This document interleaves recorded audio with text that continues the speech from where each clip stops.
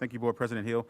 Good evening, everyone. I want to welcome Free State High School Principal Marlon Graber to the podium. He will introduce staff and some student leaders with the debate team. He will also share some exciting news and accomplishments, very impressive accomplishments in the Kansas State High School Athletics Association 6A State Debate Tournament, also the Kansas Debate Classic and the Debate Coaches Invitational. Please help me welcome Mr. Graber.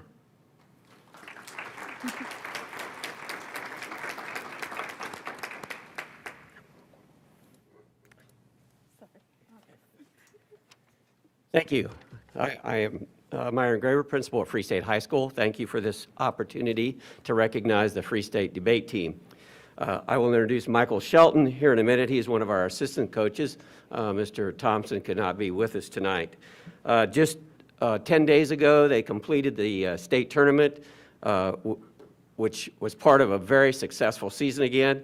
In the state tournament, we had a two-speaker team made up of Aaron Persinger and Sophia Reza. They made it to the semifinal round and finished third place in the state.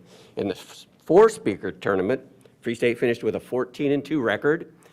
They won 41 out of 48 ballots scored them on that in the state tournament. That resulted in a second-place state runner-up finish for the team. Their only loss was to the undefeated championship team. That team was composed of John Marshall, Serena Rupp, Ezra Joseph, Emma Stemmeyer, Gilly Phelan, and Eleanor Roast. So congratulations on that finish. Mr. Shell will come up and he can give you some of the other highlights of the season. And again, congratulations to the Free State debate team.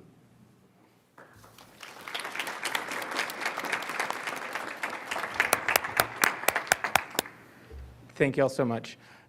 I'm the longest tenured member of the assistant coaching staff, and so I've kind of taken on this role of being a scoreboard or a storyteller over the last few years, of just keeping up with the various things that we've done from year to year. And I always say, some year we're going to have a year where we don't do something that we've never done before. But that wasn't this year. We've had a really great season. In addition to the 2 trophies from the state tournament, we also had top speakers at the Kansas Debate Classic, where both of our teams advanced to the elimination debates, and also the Debate Coaches Invitational, where John Marshall and Serena Rupp finished both as runners-up in the tournament as a team, and also as the first and second ranked speakers in the tournament as individuals. We're going to be continuing our season in the spring as John and Serena and also Aaron Persinger and Simon Williams prepare for national competition over the summer at the Tournament of Champions and at the National Speech and Debate Association National Tournament and the National Debate Coaches Association National Tournament. So it's been a great year so far, and we're looking for more success in the spring. Thank you all so much. Coach, will you please? Yeah, absolutely. Y'all want to come over here? Introduce them. Yeah, absolutely. Absolutely. Come on. So John Marshall is here, one of the members of the state debate team, who is also a top speaker at DCI. And John and Serena are ranked on the national coaches poll right now as the 4th team in the country. You want to come up? Come on. Come on.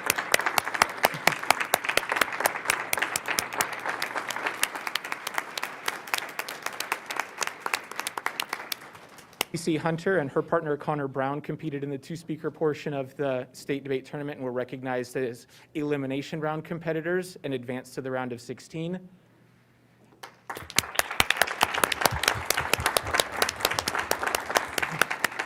And Eleanor Roust and Gilly Phelan were members of the 4-speaker team as well, with John and Serena. And Ezra and Emma. They're not all here, but.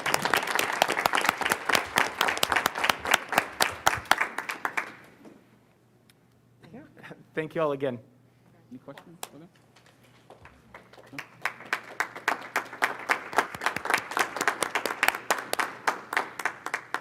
No? Congratulations to all of you for your great work. So, any other comments from the board? All right. We have one retirement to recognize this evening. The board would like to extend their congratulations to Melinda Messler on your retirement. Please accept the board's heartfelt thanks for your 22 years of service and devotion to this community and its schools. Next on the agenda is recess to executive session. Do you have someone to make a motion?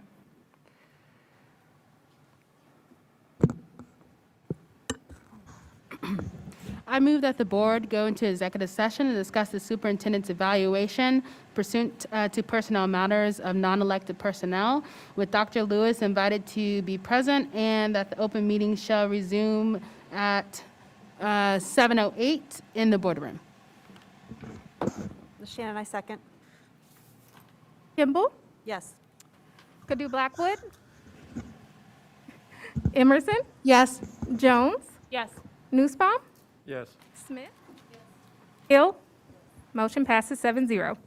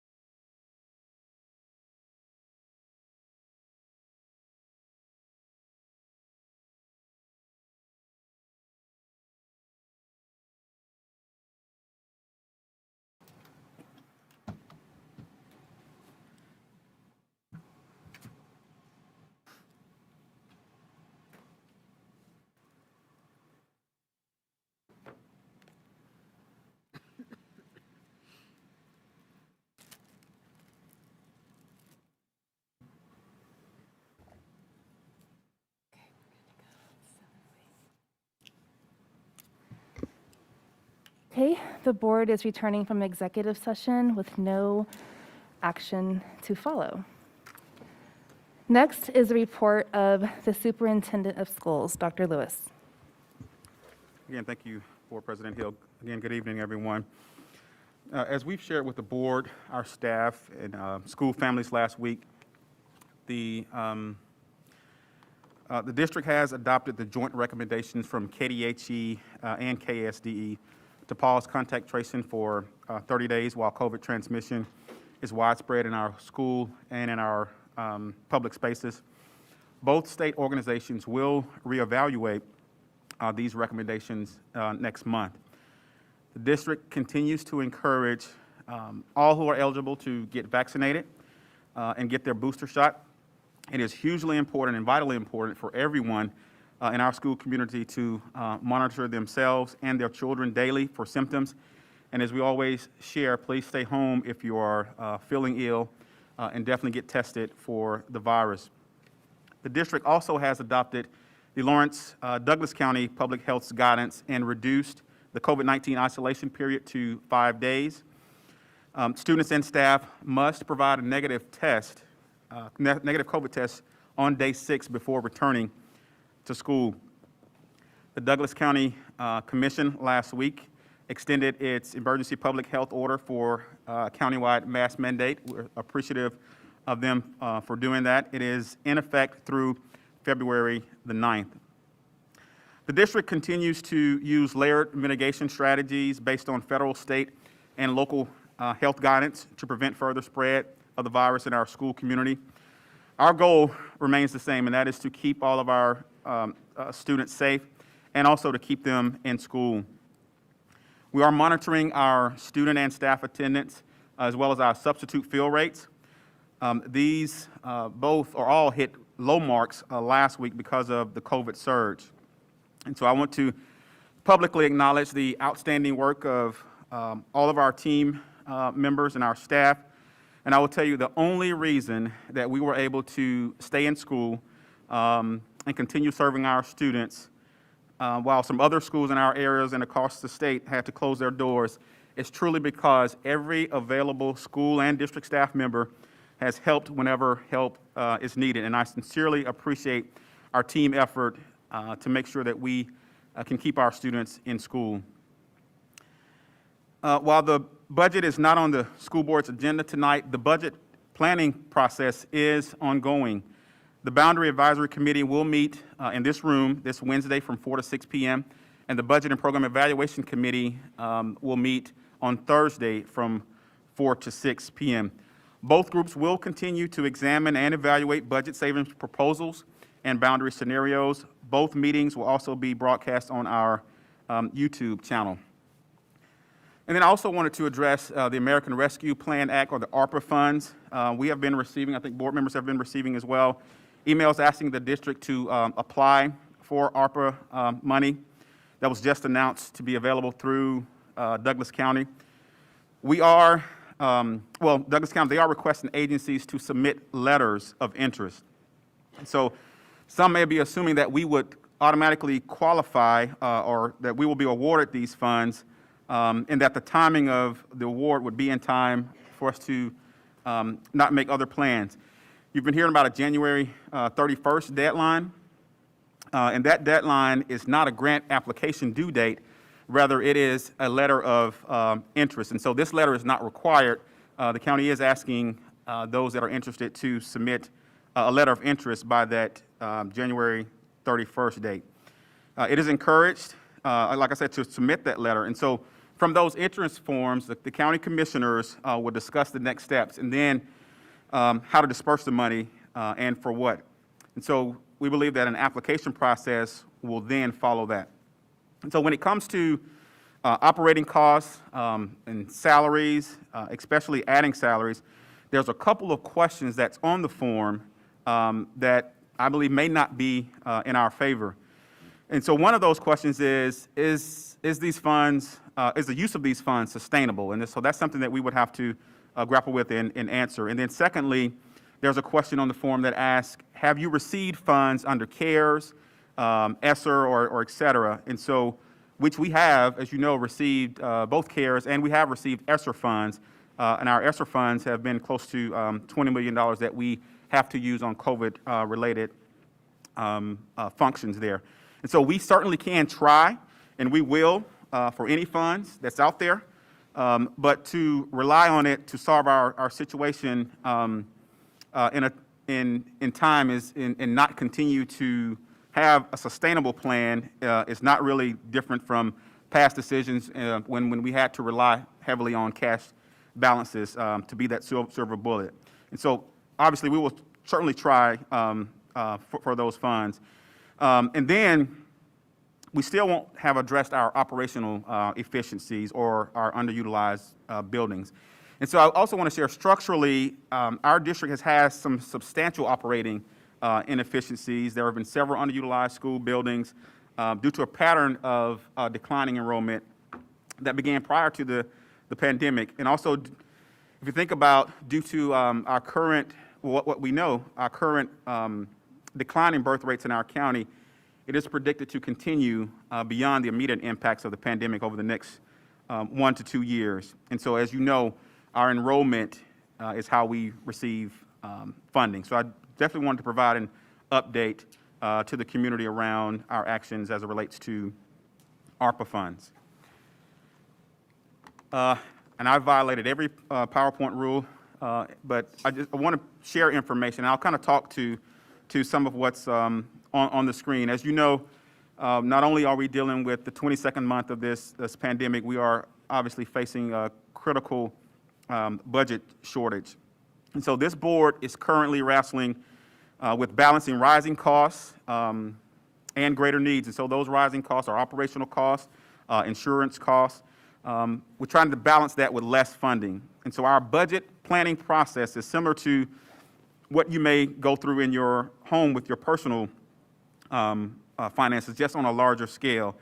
And so the board's Boundary Advisory Committee, as well as the Budget and Program Evaluation Committee, as I mentioned, will continue to evaluate a variety of budget savings proposals, including possible school closures. And so the board is reading and listening to everyone's input, and we'll consider it when making the final decision in mid-April. And I'll share a timeline here on this next slide.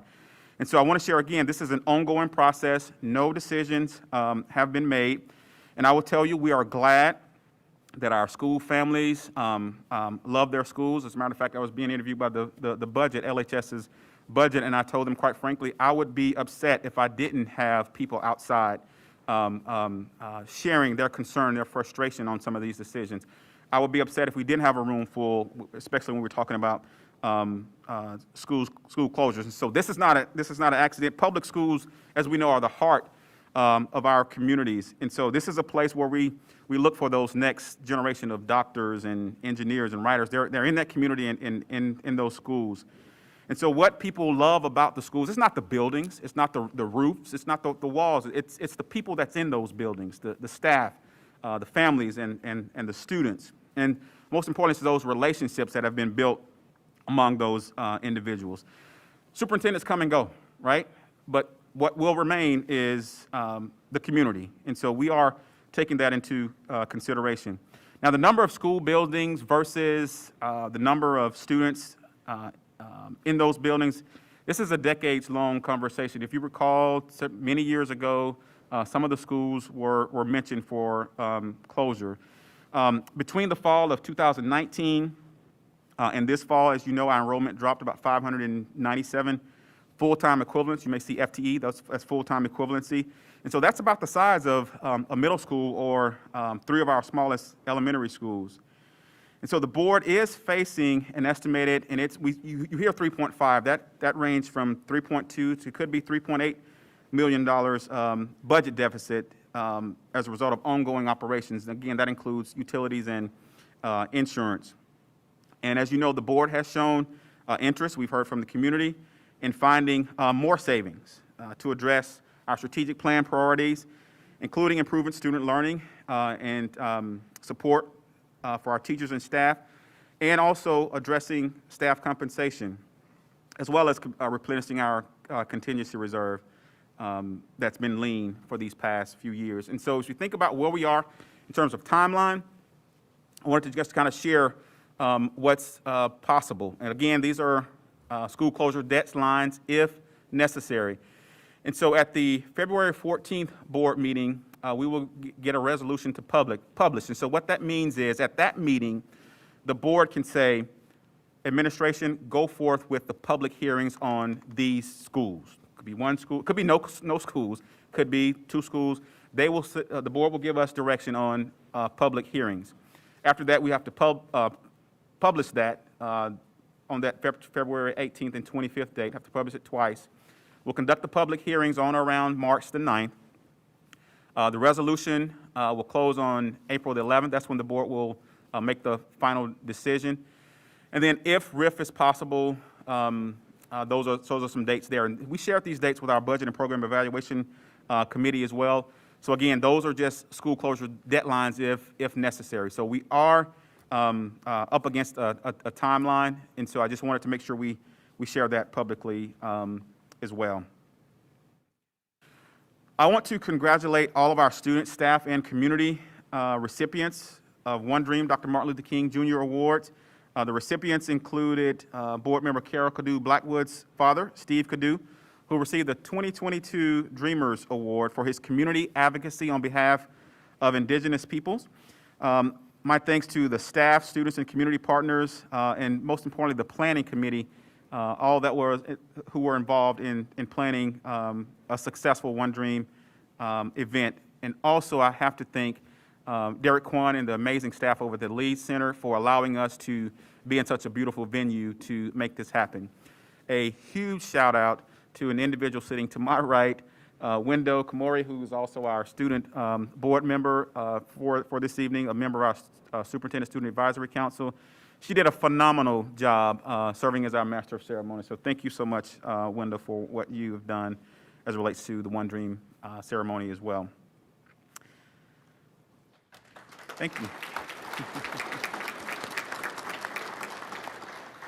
If you didn't hear the funny story about Wendo's advocacy when she was 3 years old, I would encourage you to go back and watch that video. The Liberty Hall stage will shine its spotlight on 3 Boys and Girls Club of Lawrence candidates for the 2022 Youth of the Year ceremony at 7 p.m. on Thursday. This event is free and open to the public, serving as a premier event for more than 4,000 Boys and Girls Clubs across the country. The upcoming Lawrence celebration will feature 3 of our very own students. Oheen Danso, Lawrence High, for Free State freshman, Albarello Gipp, which is a Lawrence High freshman, and then Azura Clark, a Lawrence High sophomore.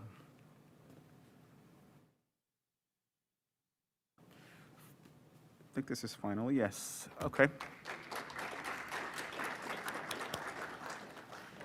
Finally, please join our school family in keeping Leah Wisdom, Marshall Weisman, and their family in our thoughts after the death yesterday afternoon of our former superintendent, Randy Weisman. Leah shares that her dad passed away peacefully Sunday afternoon, surrounded by loved ones after his battle with lymphoma. Randy Weisman served the district for 33 years as a teacher, a coach, assistant principal, curriculum director, assistant superintendent, and then superintendent.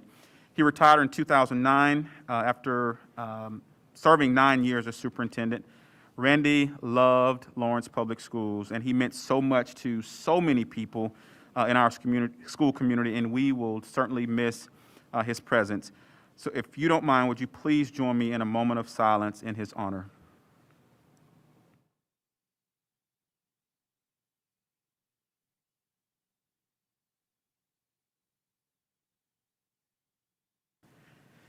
Thank you. That's all I have. Thank you, Dr. Lewis. Next is the report of the President of the Board of Education. Also, my condolences to the Weisman family. I did not have an opportunity to meet him, but I've heard nothing but positive things and good things about him. So again, my thoughts and prayers are with the family. So I've also had the opportunity to provide the closing remarks to the One Dream event. It was an amazing event. Seeing the students up there, seeing staff being recognized, community members that are invested in equity work, and living through Dr. Martin Luther King Jr.'s dream and legacy. That was phenomenal to see and witness yet again this year, and the committee did an amazing job putting that on, so thank you for your work on that.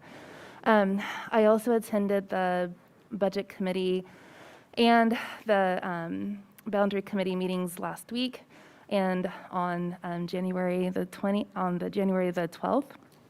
And the district has done a good job in providing updates pertaining to those meetings, so I won't go into any detail for the sake of time.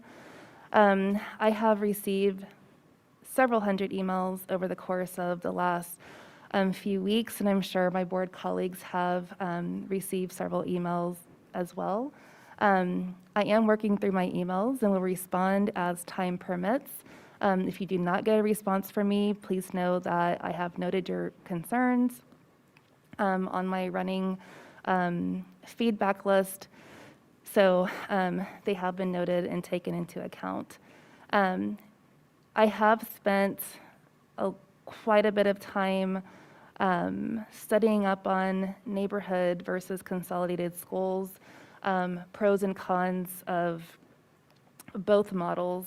And so, again, I won't go into detail about that, but I will end that on there. And so I was on the Hank Booth show along with Dr. Lewis last Thursday, and Dr. Lewis covered nearly everything that we talked about, so I won't go into that for the sake of time, but we have quite a bit of public comment to go through.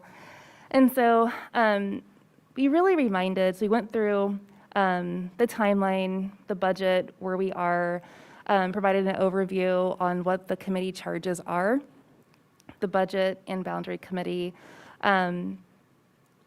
We also reminded the community that, again, like Dr. Lewis said, this is an ongoing process, and that, again, no decisions have been made, no proposals have come to the board for consideration. We have received a lot of feedback, and some with solutions about keeping our schools open. Like I mentioned, like those concerns have been noted. One of the things we reminded the community about is that the district works really hard to build community through strong partnerships with staff, students, and school families, and that we are committed to providing learning environments where all students feel safe, welcomed, and supported. And so keeping in mind, that is the priority regardless of what model we have for our students. That is our priority for all of our students and our staff. And lastly, I'll end on this, is that please keep an open mind, and that doing things differently could mean doing things better. And it's going to take everyone working together for us to get through this budget conversation, to navigate through this. It will truly take everyone working together, regardless of what side you fall on whether you're advocating for keeping the schools open, whether you're advocating for protecting programs. At the end of the day, we have to find common ground and build from there and be respectful as we engage and navigate through these challenging conversations. So I will end my report on that.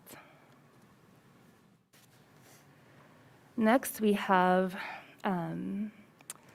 public comment. Could I get a volunteer to read the statement, please? This is Shannon, I'll read it. The USD 497 Board of Education welcomes public comments and thanks you for taking time to talk to us about our policies and procedures. We set aside this time during our regular meetings to hear from the public. This is your time to share your opinions. However, complaints about specific staff or students will be heard by the board in executive session in order to protect the privacy of the individuals to be discussed. While you are not required to share your contact information, we ask for that information so district staff or the board can follow up with any specific concerns you may have.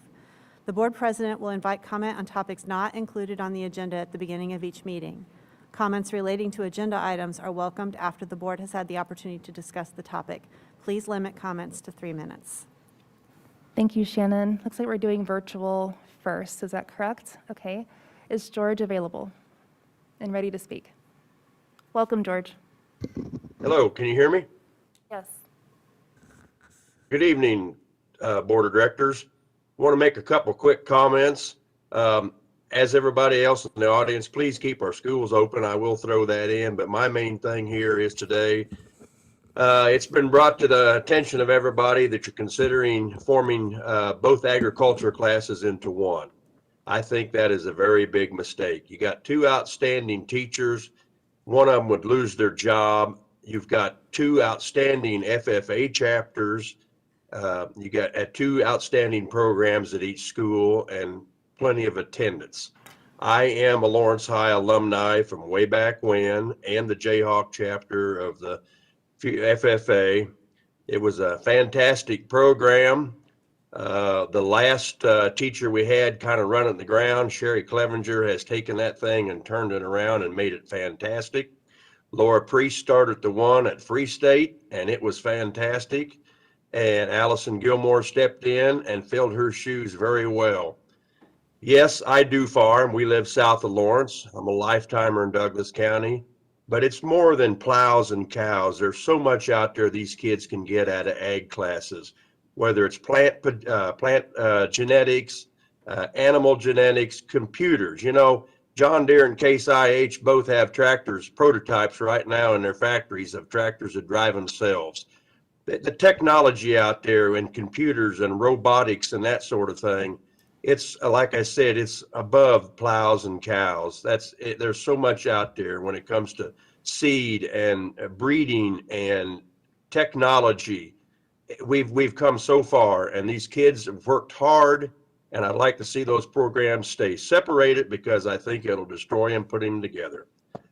Thanks for hearing me. Good evening. Thank you so much, George. Next is Jenny McDowell.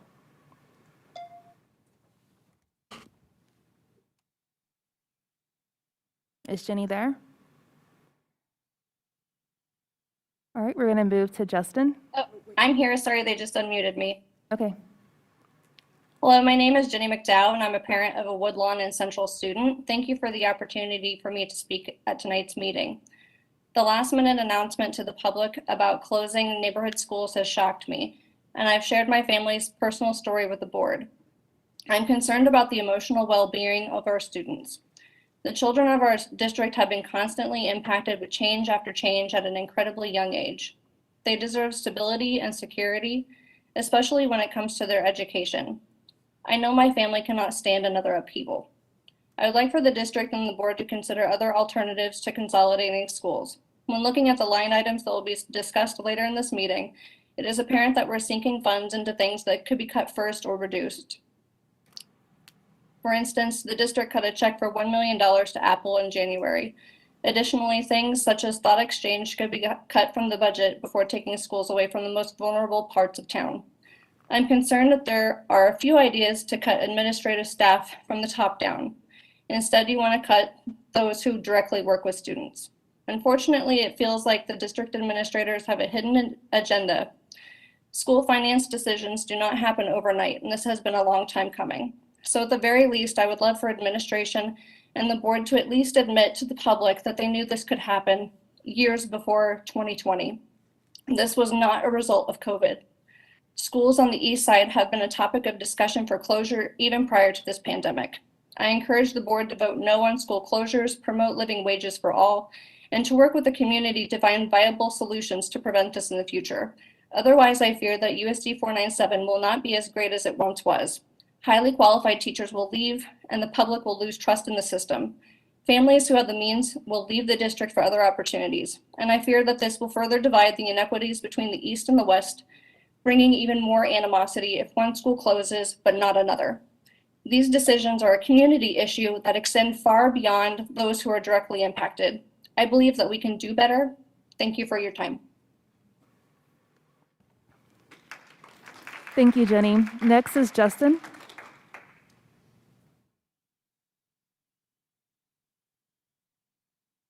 Is Justin there? No. All right, moving on to Sue.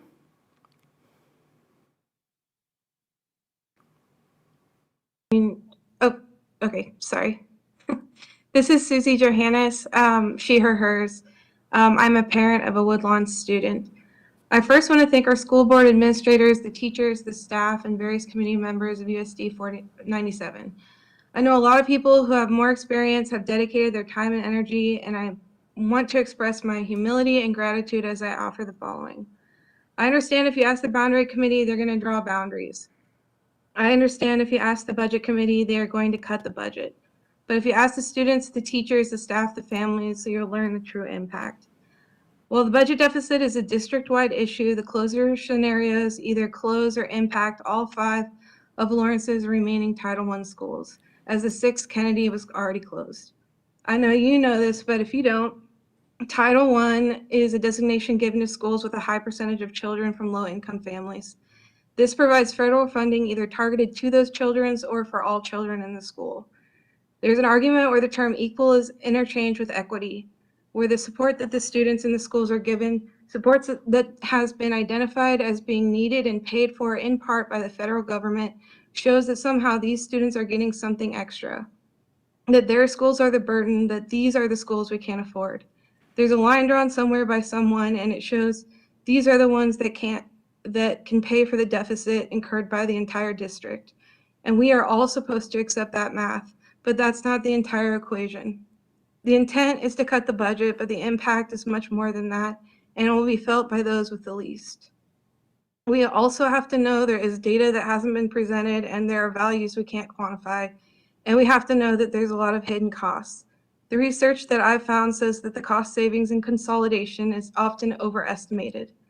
Some say that in order to give teachers raises, we have to close the schools, that we are trying to save the buildings, not the teachers, but that's not true. It's a false choice. The immediate savings that is sought from the closure of the schools is through laying off the people, our teachers and our staff. I know we have to make cuts, but I believe there are options that do less harm. The good news is this has gotten everyone's attention. We have an energized group of parents, students, teachers, and staff and community members who want to work with the board and the district on a long-term plan, but we need time to do that. Please let us work with you in the district. Please don't rush the close of these schools. With that, I'd like to ask the board to consider a vote tonight to take school closures off of the list of options. Thank you for your time. Next is Tai Orte Edwards. This is Ty. Can you hear me? Yes, we can. Go ahead. I also want to echo what we've heard from some of the other parents. I think one of the challenges that we're facing as a community right now in understanding the cuts that are going to be made is a lack of clarity on what is actually in the budget and what's involved. I've also seen the expenses, for example, to Apple in budget packets and board packets, and it's hard to not think of, well, my elementary schooler would give up their iPad. The state legislature doesn't even let them do remote schooling anymore.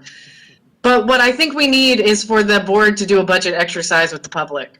And we need it to be specific and detailed. We need that information to be online, and we need to have an event like that where we can see the complexities of this modeled. We need it recorded. We need people to be able to go back and see it later and to be able to see it in multiple formats so that we can understand better the complexity of what we're dealing with here.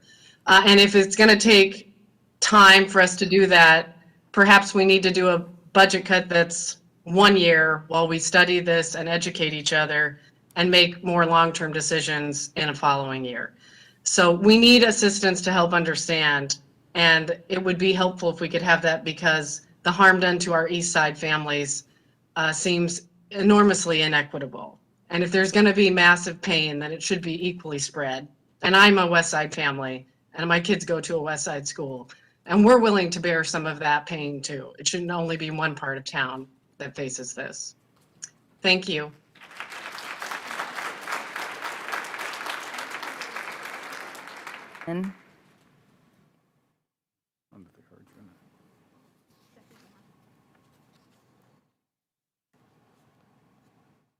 Is Jessie available?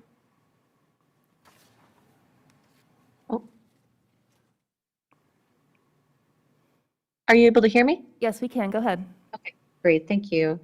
My name is Jessie Hogan. I'm a parent of a Woodlawn student and a student at Central. I wanted to share that shuttering schools is an irreversible action that carries many short and long-term consequences.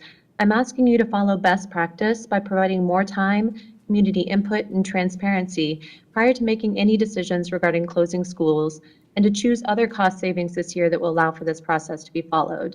The National Clearinghouse for Educational Facilities, whose mission is to conduct and disseminate information on best practices for educational facilities, acknowledges that closing a school is one of the most difficult and emotionally charged experiences for school district personnel and school communities. In many cases, rancor persists well after the closing, and many times the residents leave the district because they feel that the district has abandoned them. With a decision this important, it seems undeniable that this is not something that should be rushed, but rather that utmost care be taken to follow best practices and procedures in these circumstances. The NCEF states that best practices should include the following. 1, to provide adequate time to conduct the process of evaluating potential school closures. NCEF explains this is important so all relevant information can be examined and included in the deliberations. This process must have integrity above all else. Districts should seriously consider hiring an independent consultant to assist them in this effort. 2, facilitating an extensive community involvement process with a full range of internal and external constituents. NCEF recommends this involvement should include focus group meetings with community members representing service, local, political, social service, and civic organizations, as well as large group sessions with neighborhood residents. These meetings should help determine the criteria to be considered in the decision-making process so that a transparent, impartial, and fair decision can be made. 3, take into account all the added costs of closing schools so an accurate projected cost savings can be made. Cost savings must include both the savings from the closing and the cost to close and maintain the facility, including daily building checks, minimal utilities, security costs, costs of packing and unpacking by school staff and moving furniture, equipment, and supplies. Additionally, there are added costs of student transportation, hiring and moving teachers and staff, managing safety issues, and renovating and remodeling schools and recreational spaces. I would also add the hidden cost to the community through the loss of property value, community hubs, and jobs, as well as the economic impact on businesses near the schools. And 4, if, after the evaluation process has been properly conducted, it is decided that a school is to be closed, then the decision should be made no later than December. This provides parents and students adequate time to get a new school assignment and to prepare and consider their options before the next school year. It also provides the necessary time to thoughtfully plan and execute the actual closing of the school building. While I've heard of reluctance by some to put a Band-Aid on the issue, I strongly feel that it would be more damaging to rush into a long-term, irreversible decision with such high stakes. A Band-Aid is better than a rushed amputation conducted before all other options can be adequately considered. Thank you, Jessie.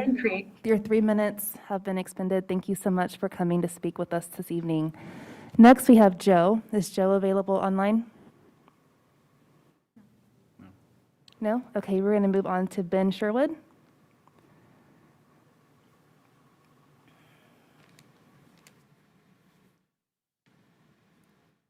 Hello, can you hear me there? We can hear you. Go ahead. Thank you. Yeah, so I'm Ben Sherwood. I'm a father of a first grader at Cordley, and I wanted to discuss a couple of the challenges I think we've seen at Cordley as a result of school closure last year. And I think I want to be clear here. I'm going to talk about challenges. I have nothing negative to say about the teachers or the staff at Cordley have been wonderful, or our new students who are happy to have here. And I think some of these issues I'm talking about aren't specific to any person or individual here. But to me, it seems like there's been an increase in the disruptive behavior in our classrooms here at Cordley, up to and including, unfortunately, physical violence in the classroom, the environment becoming so disruptive that all of the students need to leave the room except for one who's really out of control. And I'm not talking, this is multiple times, I've heard from other parents as well. And so I'm really concerned about the additional stress we're adding on to some of these schools as a result of these closures. And I'm concerned that a closure could sort of exacerbate some of these issues and not alleviate some of the problems. Thank you. Thank you, Ben. Ben Sykes?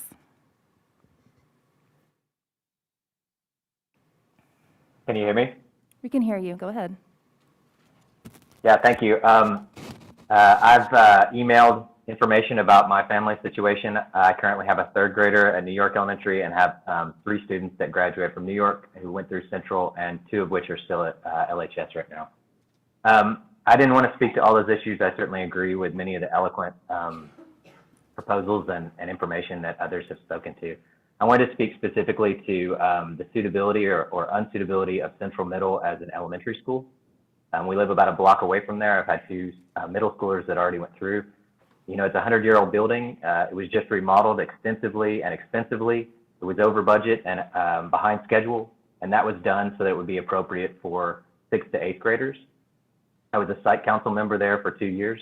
The bathrooms, stairs, and auditoriums are all designed for high school. It doesn't have playgrounds outside. And I think a key thing I think about when we talk about how to rearrange those is that LMCMS has 44% economically disadvantaged kids. Billy Mills has 41%. And we're talking about trying to combine those two into a school that would have 50% more students than the other middle schools. And so the idea that that's going to help their success, especially when we have some of the worst behavioral issues, I think, at those two schools, strains credulity. So really, I think that's all I wanted to focus on for my specific comment. Thank you. Thank you, Ben. John Casey.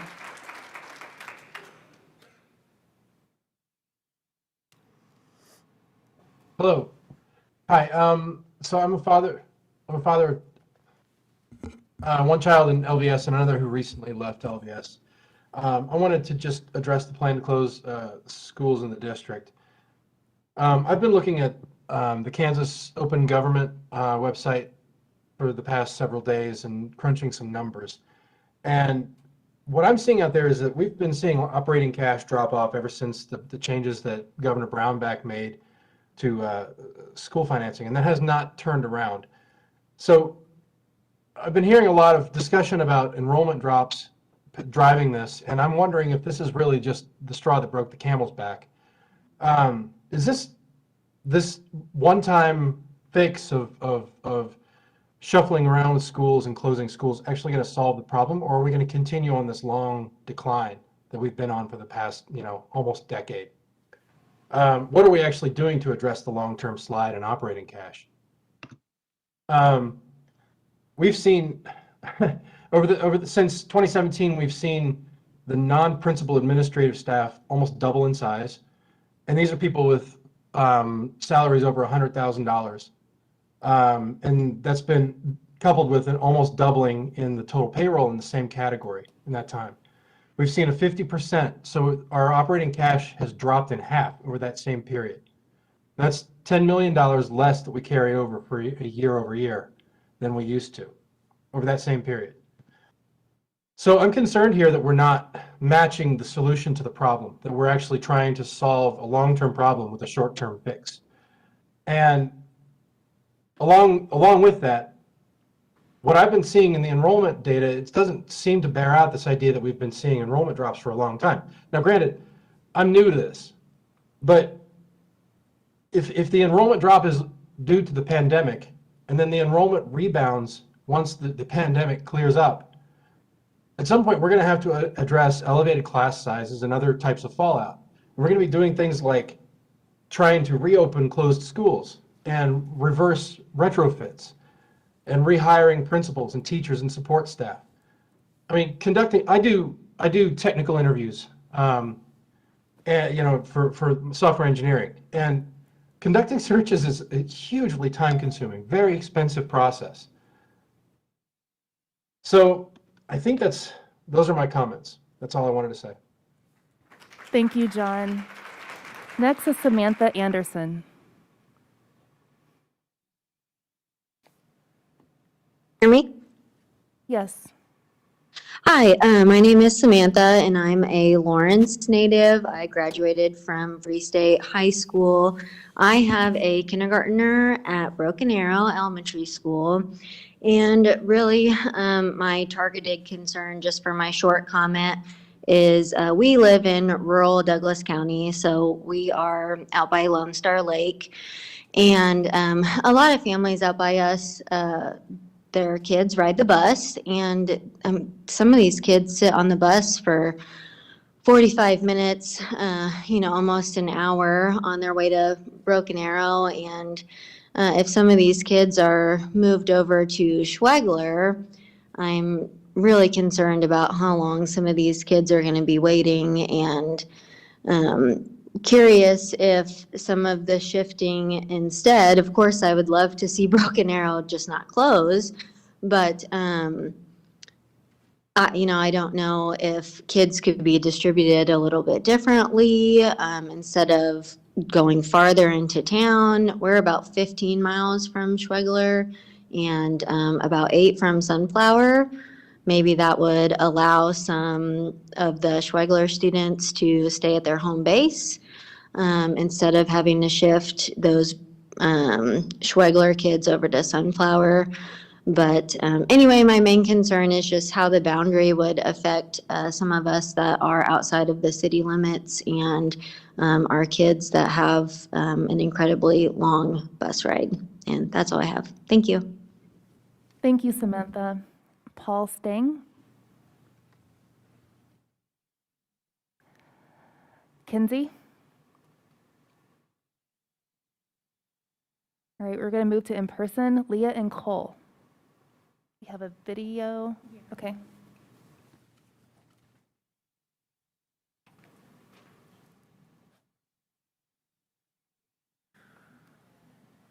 Hi, my name is Leah. And my name is Nicole. We want to save our school. We started this fundraiser like a couple days ago, and we really wanted to save our school. We're collecting Rudies. We thought we were going to collect money, but we decided not to because not every kid has money to donate. So we got 500 Rudies in 2 days.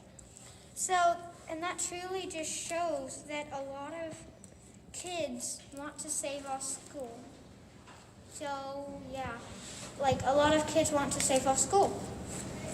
And it's like, so I'm just so thankful because like I at first I just thought it wouldn't go like right at all. But I'm just so thankful because this is almost 100 years old now. And what makes it so special is that like all the classrooms are like almost 100 years old. They're 99 years old, and it's so cool to just look at all of the classrooms and stuff. Like, so the teachers here are really nice and awesome, and like I want to stay here. I want my sisters to go here. So we hope our work counts.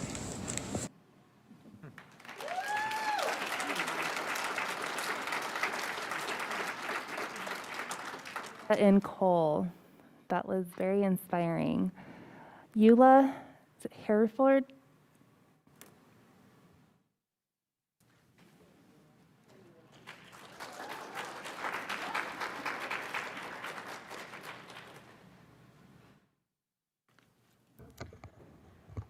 Hello. Thank you for being here. Thank you for letting me speak. I really appreciate it. I am Eula Hereford. I am a 7th grader. I go to LMCMS. I went to Woodlawn Elementary, kindergarten through 5th grade. Woodlawn was one of the places I felt happiest because it didn't just feel like a school. It felt like a family, a little community where I was important. Every single person in that building knew my name. Teachers I never had, custodians, lunch ladies. And it wasn't just that way for me. Those people knew every student's name, and to a lot of kids, it's their main place of support. There are so many kids who don't have support at home, kids who rely on small schools like Woodlawn, where people care enough to learn your story, to attend to your needs, your brain, and your situation, whatever it may be. That's exactly what the teachers there do. Because of the teachers there, I know how to challenge myself, to advocate for my needs and my education. I had teachers there who inspired me more than anyone could ever believe, who convinced me I could write, and not just that I could, but that what I wrote was important and wonderful. Because of them, I still hold on to my dream of becoming an author and my love of writing, and I believe that I really can do it, that I can publish a book because what I have to offer is special. Schools like Woodlawn, these small, tight-knit communities are vital to this community. We need schools where kids can walk in every day and know no matter what things might be like at home, that here they are loved. They are accepted, they are known and appreciated and valued, where they can walk in and have the full support of teachers and staff, students and friends, where teachers try their best to make sure every kid is getting what they need to learn. I understand this is a tough time and you all have a very tough decision to make, but we really need these places. You can't strip these kids of their support and their schools.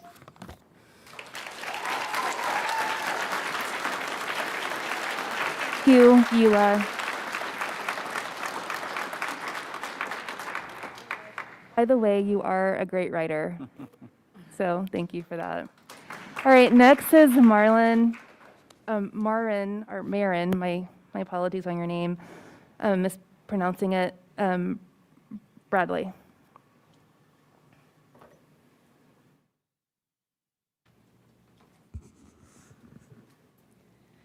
Good evening. Those are two very difficult acts to follow. My name is Marin Bradley. I'm the Vice President of the Old West Lawrence Neighborhood Association, and this is Shane Hyman. He's the President of the Pinckney Neighborhood Association. We come here tonight representing Old West and Pinckney Neighborhood Associations together to speak about our concerns in closing Pinckney and other urban core schools in favor of a mega elementary school located several miles from many of these existing schools. Hopefully you already know that Pinckney School currently serves both of our neighborhoods, Pinckney and Old West.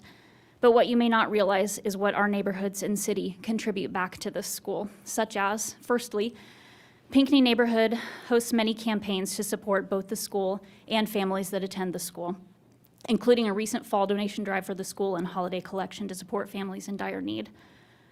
Secondly, in 2013, the Pinckney PTO partnered with Van Gogh, Old West Lawrence, and the City of Lawrence to rehabilitate and provide ongoing maintenance to the Pinckney Tunnel that runs underneath 6th Street, which allows for safe passage to school every morning for the multitude of walkers and bikers.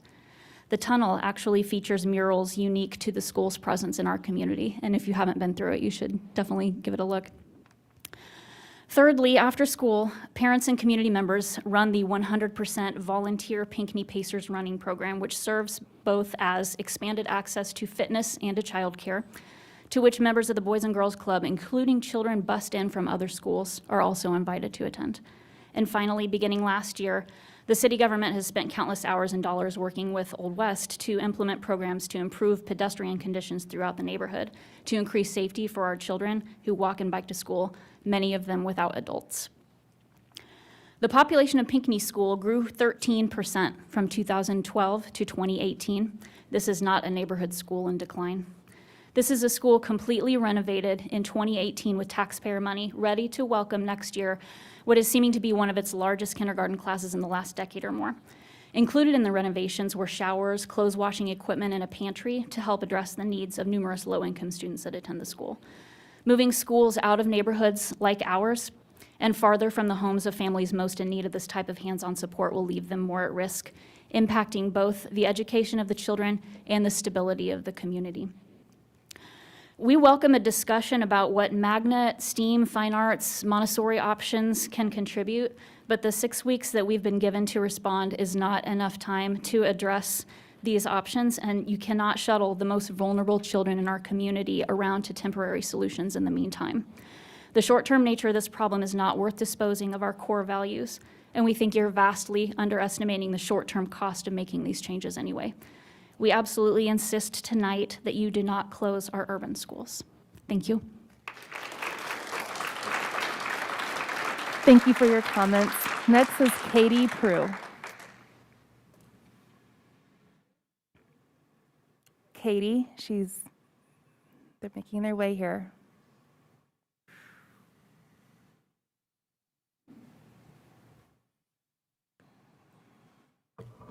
Hello, I'm Katie Prue, and I'm here today. I'm a mom of a kindergartner at Broken Arrow.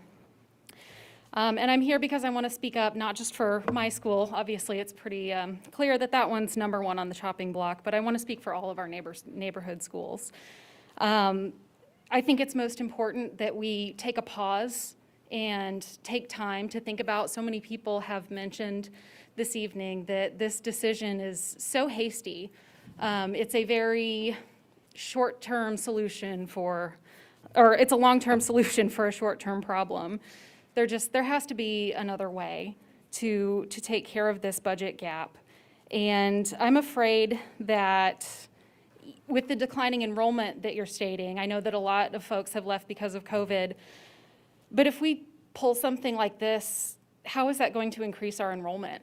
What families are going to look at Lawrence and say, wow, I really want to go there, when we're shutting down schools and we're not providing equity to our most vulnerable residents? We're looking at the east side. We're closing down schools that need us the most. And for my personal story, my husband and I came from Kansas City to Lawrence specifically for the schools. He grew up here, he went to Cordley, he went to Central, he went to LHS. And he has always talked about how proud he's been of going to the oldest schools in the city. And I wanted that for my son as well. And so a happy medium that we made, because I unfortunately don't work in the city, but I think that's a pretty common scenario for a lot of families here, is that we can't find affordable jobs, we can't find jobs with livable wages here. So I have to work out of town. But I thought, oh, Broken Arrow is going to be perfect because it's on the edge of town and I can commute. And so when you start taking away those elementary schools from that side of town, you're losing so many young professional families like us who have workers in Johnson County. And so I'm concerned that these changes are, again, just not going to make us a place that people want to be. And something that I didn't know about Broken Arrow until really recently, obviously my kid just started there, that land that the school sits on was donated by the Department of the Interior in the 60s. I'm not sure if there were any stipulations that say, hey, you have to use this for an elementary school. I'm sure there's not. But how sad would it be to lose yet another piece of our history, especially Indigenous history? It's just, all of the history that you're taking away from us is really sad, or that you're proposing to take away from us is very sad. And it's not just about us. I think about the kids who would have to walk across a busy bridge to get to school. It's not a realistic solution. So please take a pause and look elsewhere. Thank you. Thank you, Katie. Ashley Clark here.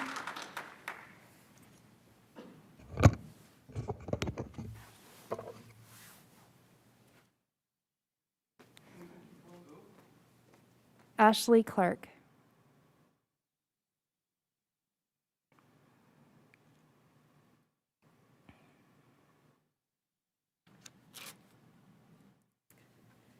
Good evening.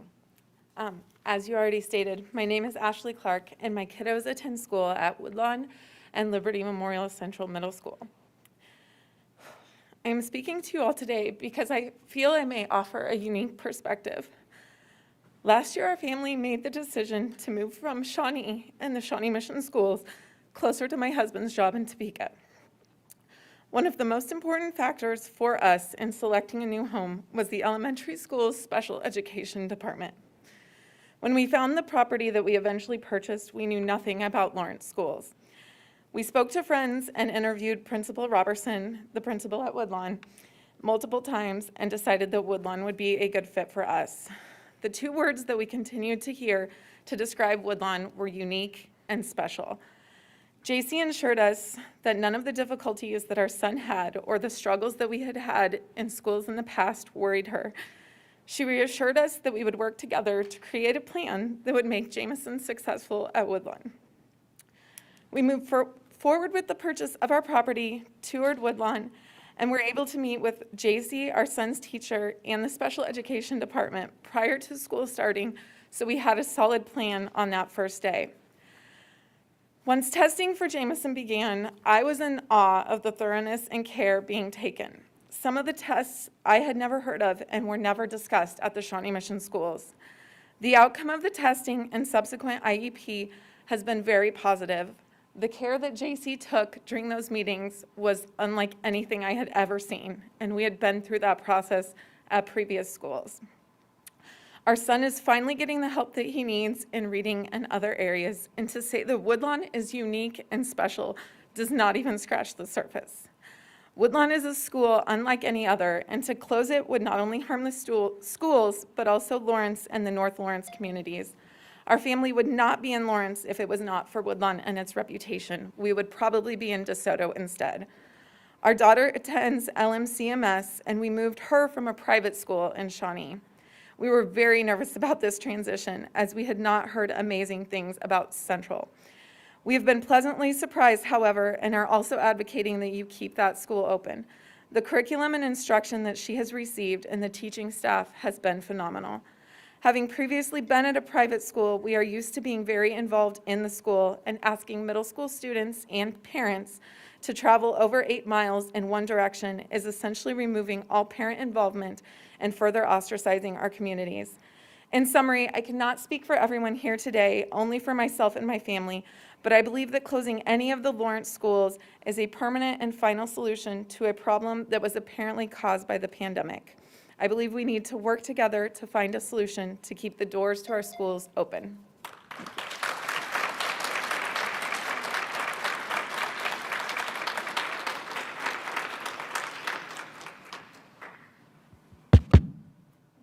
Next is Alicia Erickson.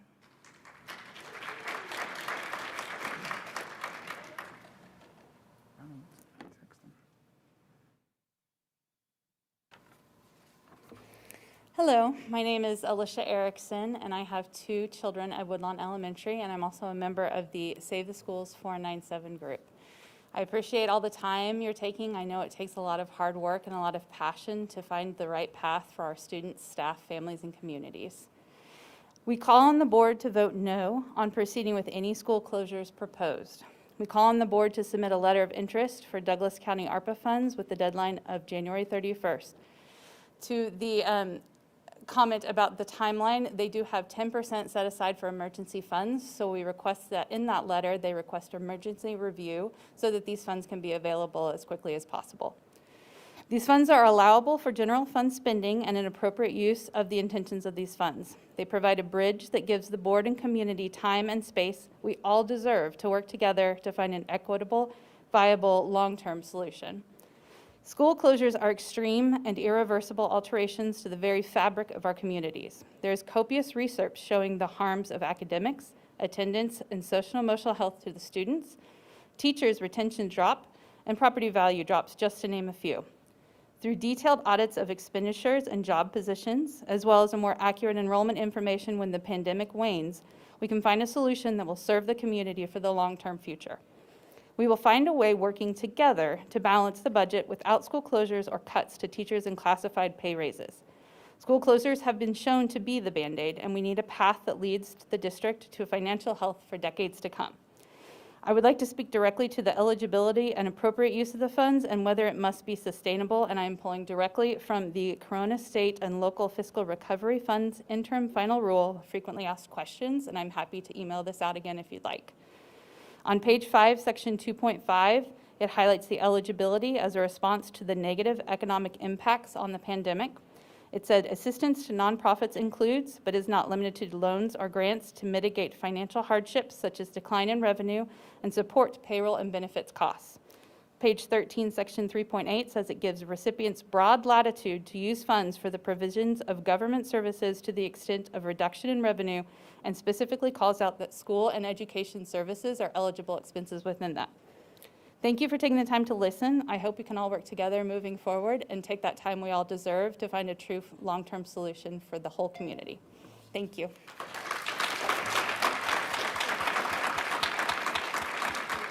Is Ashton Martin.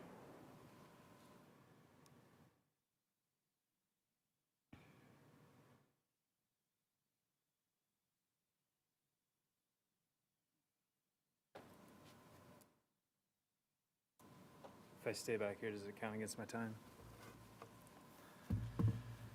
All right. Can you all hear me okay? Yes. Good evening. My name is Ashton Martin. I'm a Lawrence resident of 18 years, KU graduate twice over, but most importantly, a father of a Woodlawn kindergartner. I'm here tonight in hopes of addressing a couple key points that are critical to the discussions and deliberations being had across our community. I would like to distinguish between the projected budget shortfall and the projected weighted enrollment revenue decline. These two items have often been used synonymously in recent weeks by the public and media, and I would like to ensure that all stakeholders are operating from the same baseline understanding. The projected weighted enrollment revenue decline undoubtedly contributes to the budget shortfall, but they are two distinct pieces of information. The latest budget shortfall figure I was able to locate in meeting materials available on the district's website is from the November 6th BPEC meeting information presentation. Slide 6 of this presentation identifies the preliminary budget shortfall as $2 million. I'll repeat that again for anyone who may have missed that. Based on the most recently publicly available data, the projected budget shortfall for the 2022-23 school year is $2 million. Potential additions and reductions to this deficit are identified on this same slide.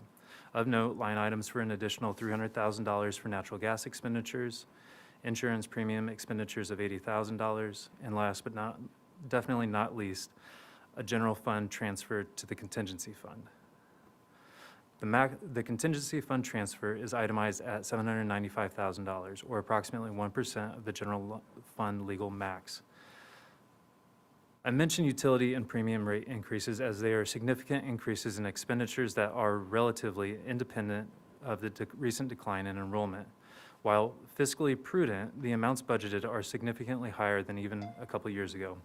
I mentioned the contingency fund transfer because some people in the audience and the community have understood contingency fund transfers to be needed on top of 3.2 to 3.85 million.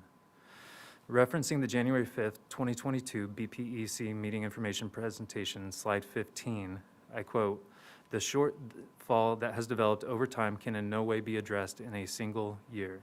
It will take many years to replenish." The contingency reserve was reduced by $5.4 million between July 1st, 2014 and July 1st, 2019. During this time, K-12 enrollment increased by 483. The target contingency reserve for the Lawrence School District is 6%.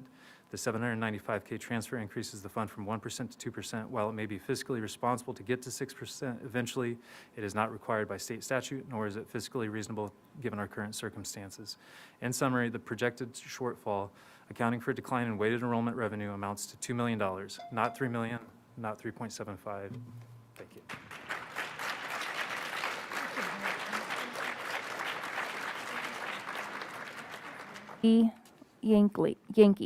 Lindsay Yankee. Erica, on the way up, the last speaker, there were a couple of us that could not hear you very well. Could you, I'm over here. Could you email us your, I'm sorry, would you email us your stuff because I couldn't hear you quite. Thank you. Hi there. My name's Lindsay Yankee. Can you guys hear me okay? Mm-hmm. Okay. Just for anybody who's not a Woodlawn family, I just want to talk about the kids that were on the video and the pink slips that the kid was holding. Those are like gold. Those are like gold to those kids. And I don't know how many other Woodlawn parents or any other tokens or things that kids do in other schools, when they show you that, they show you the value and they show you how much they care, because these kids know that this is not their fault and they are still trying to help in any way they can. I'm going to try to check myself out of that. So I just want to let you know that that's what that symbolizes. Yeah, my name's Lindsay, and I'm a member of the Save Our Schools 497. My student goes to Woodlawn. My family and I moved from East Lawrence to North Lawrence just last year. Before that, we were on 13th Street for 9 years in East Lawrence. I just want to let everyone know that currently there are community members across our neighborhoods working on alternative proposals to meet the legal requirements for the budget shortfalls for the next year that don't involve school closures or cutting salary increases for teachers or classified staff. We as a community also understand that the district is facing a budget deficit, but we also know that regardless of which neighborhoods we come from, that each school is just as valuable, essential, and precious as every other school placed on the chopping block, and that a rush to make a decision that will permanently alter our neighborhoods forever would be simply irresponsible. If the COVID-19 pandemic has taught us anything, it's that good things can happen amidst the bad. Our community's outpouring of support to show our schools, to keep them open, is a good thing. Let's capitalize on it. Let's use this crisis as an opportunity to bring all stakeholders into these conversations about the budget, to provide solutions that are creative, inclusive, and equitable, and that represents all of Lawrencians. And for that, we need two things. We need more time, and we need open minds. We ask you, the members of the board, to keep your minds open in the coming days and weeks to engage in conversations with us when we provide alternative solutions. We appreciate your good faith efforts to make the best decisions for the long-term health of our schools. This budget deficit is a district-wide problem, not an East Lawrence problem, not a North Lawrence problem. We aim to provide solutions that are a burden, that would share the burden of the budget deficit across the town, and not just on the shoulders of the students and teachers in East and North Lawrence. We value our neighborhood schools. They are the cornerstones of our community. They're where relationships are formed, where students are educated, loved, and wrapped in support that set them up for success. And they're certainly worth giving more than 6 weeks of consideration before permanently closing their doors. Thank you.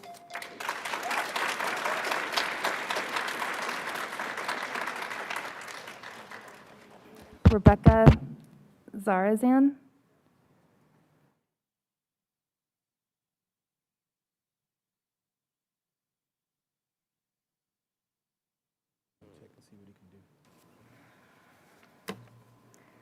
Can you hear me?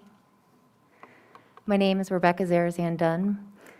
Thank you for engaging in a conversation between myself, the community, and our collective goal of equality and student-centered decisions. Language like data is restrictive, and while the threat of school shutterings is extremely unsettling, my hope is a language harboring shared goals and objectives will emerge between all parties. The foundation of Lawrence are our neighborhood schools. They are living, breathing organisms sustaining entire neighborhoods. The majority of the targeted schools happen to be in the densest region of our town, allowing walkable access to safety, food, social and emotional support, as well as education. These are areas where households oftentimes do not have accessible transportation. These are areas where homelessness is a reality. When discussing educational equity, the success of students is dependent on the multifaceted care and security these institutions provide. And when I say institution, we are using limited language. I'm talking about the persons of direct service within the walls of these neighborhood schools who understand the unique needs and demands of each student within their environs. The neighborhood and the school are a braid. What is the path of least resistance that ensures all the institutions continue their profound service for each neighborhood in which they reside? We need an accountability bridge, and I believe that bridge is being built here today in your careful, attentive listening and consideration. My hope is we will remain vigilant in our reflection of our restrictiveness of language and data when prioritizing students. Based on the current proposed options to manage the immediate deficit, it is fundamentally unjust to close schools. I ask you to be open to deficit solutions presented. There are a wealth of intelligent people here presenting with viable alternatives. Consider the proposal made by the subcommittee presented December 2021 of creating looped classrooms, which would save the district $1.1 million. There are teachers in this district that have experience with and or are trained in looped classrooms. Consider submitting the letter of purpose to the Douglas County ARPA Fund. Let's continue this dialogue so long-term solutions can be created to keep our schools open. Consider including the evaluation of the central admin salary cuts, which was surveyed and not included in the proposal. If the district is going to cite a dip in admission as a reason to cut teachers, then similar cuts need to be assessed at the district level. The district has 20 central administrators making $100,000 a year or more, compared to 7 at Auburn, Washburn, and 7 at Manhattan. There were 6 new positions added at over $100,000 each since the 2018 year. Consider creating a community task force charged with creatively solving the budget issue to ensure the success of these outstanding schools. Let's grow new pathways of communications. And lastly, I would like you to each consider your position of power to lift up the voices. I'm almost done. Voices of the most vulnerable and marginalized of our district service educators and the youth of the city. And Rebecca, reached your limit. Thank you for sharing your comments. Next is Cheryl Klebinger Perry.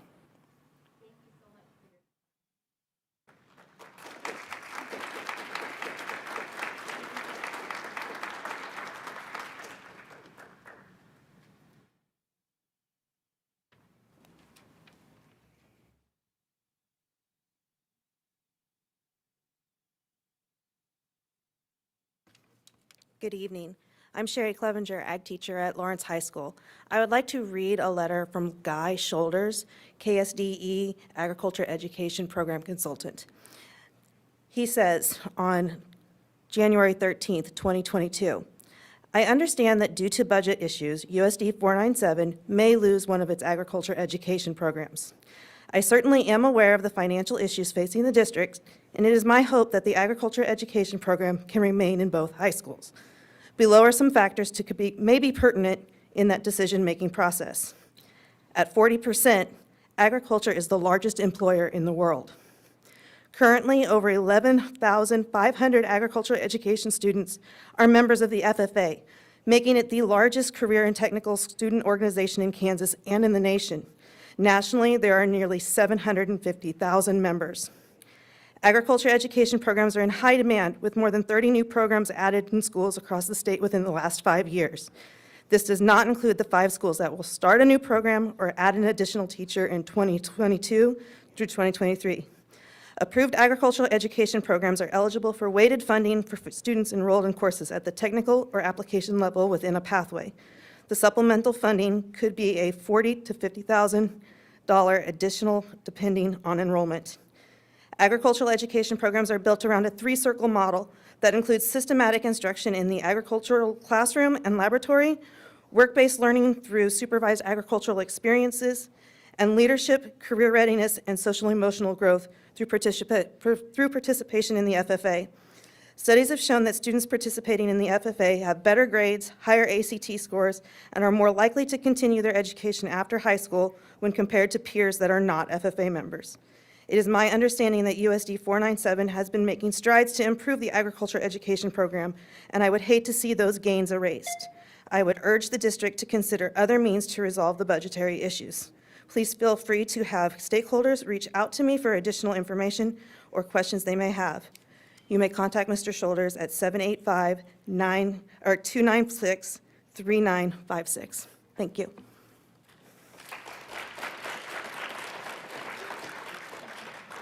Thank you, Sherry. Next is David. I will spell last name, Unikis.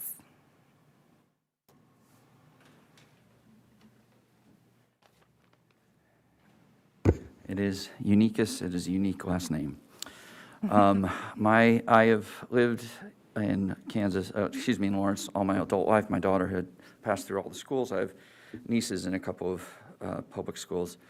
3 minutes tight here, so let me get right to the point. I've emailed all of you this information. I believe that looking for durable long-term savings that will do the least harm, the ESL program must be put under a greater microscope, both for budget savings and ongoing equity issues. When we talk budget, it's more than just the $300,000 per year in transportation costs. Every kid in the ESL program qualifies for extra per pupil funding, yet the current structure of the ESL program leaves a lot of eligible kids behind. Current grade school kids in the ESL program seem to number right now around 330. In 2017, an ESL program overview noted that 168 kids in grade schools without an ESL program refused services. Even considering enrollment drops, that means for every 2 kids in the program, 1 student refuses services because it means leaving their neighborhood school. And this bumps up against the equity issue when we look back at the closure of Kennedy. We were told it was too small and therefore not efficient. But 40 students were bused away from Kennedy to the ESL program at Hillcrest, and 14 were refusing services. If an ESL program had been established at Kennedy in, say, 2013, the combination of reduced transport costs plus increased per pupil funding would have meant hundreds of thousands of extra dollars in the district over the past decade. And at 54 students, it would have been larger than the ESL programs currently at Sunflower or Cordley. How many other schools would this be replicable in? Langston Hughes right now has 44 kids that are refusing services. Sorry, can't get my pages separated here. Well, this is nuts.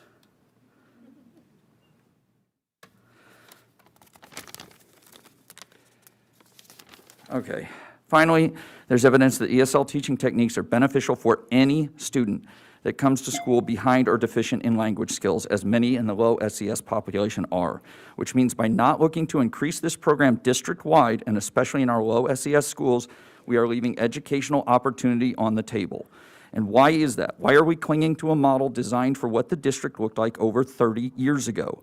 10 years ago, when I was on the last consolidation committee, I was told that the district wanted to move away from the cluster model, both because it did not offer better academic outcomes than the savings, better academic outcomes than the programs at the neighborhood schools, and that the savings and equity opportunity reasons I noted earlier was why they wanted to move away. And yet nothing has changed. We need a clear picture of what the program is now, all the numbers, including how many teachers in the district are ESL certified, and a vision for its future so that we can stop always looking to the poorest kids in the poorest neighborhoods to take one for the team. Thank you.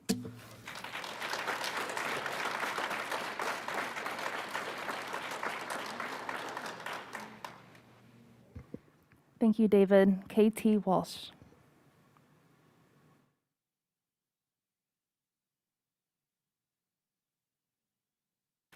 Good evening. Good evening. My name's KT Welsh. I'm the Vice President of the East Lawrence Neighborhood Association. I just wanted to say to all those people out there, the cameras don't show how many people are here. There's quite a crowd, and it's great.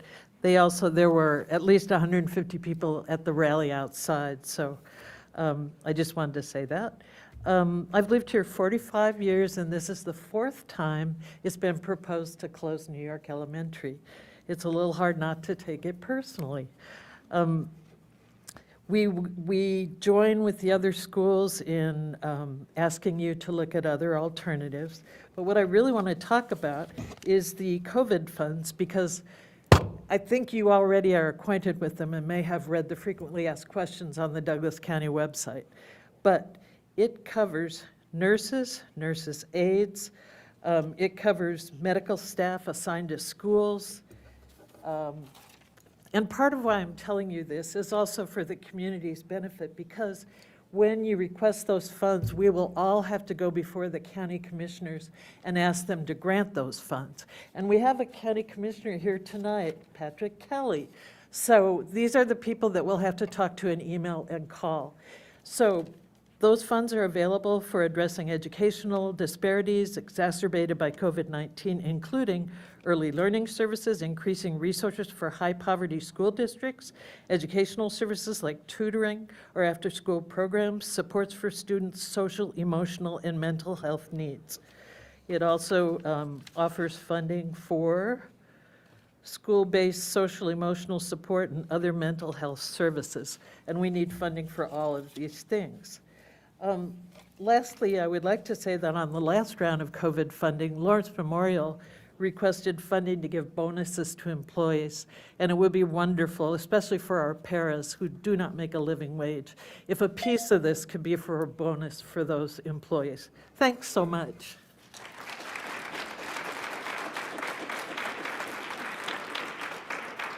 Steve Wimpy Bellinger.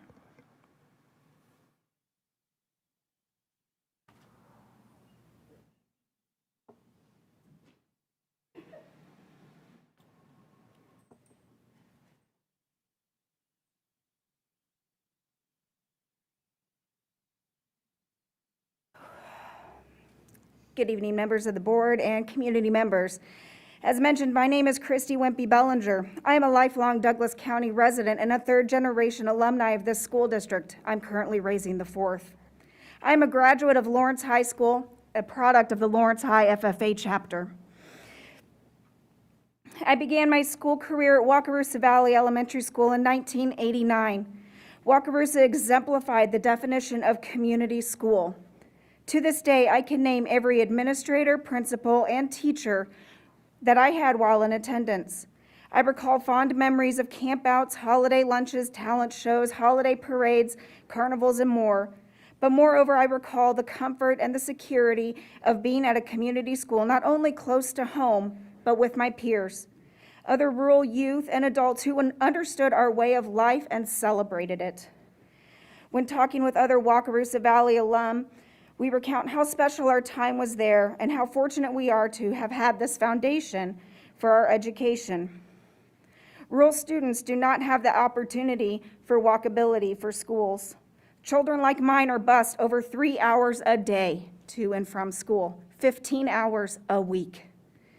With the current proposals of shifting boundaries to redistribute schools, it appears that living in the rural areas have been absent from these discussions.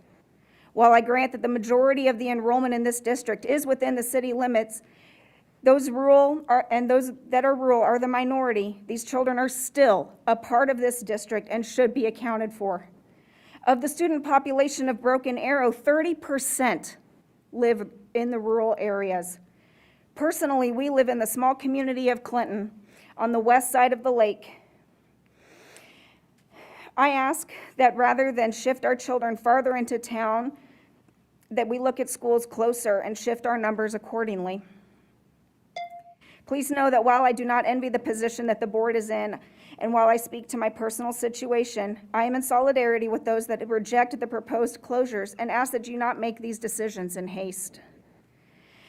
In closure, I had mentioned Wakarusa, and while our rural community mourns this loss, and as such, it will likely never be an elementary school again, we take solace in the fact that we were welcomed with open arms at Broken Arrow. And the community that we have as parents, we longed for our children are happening right before our eyes. And I cannot begin to express my gratitude for the Broken Arrow community for that.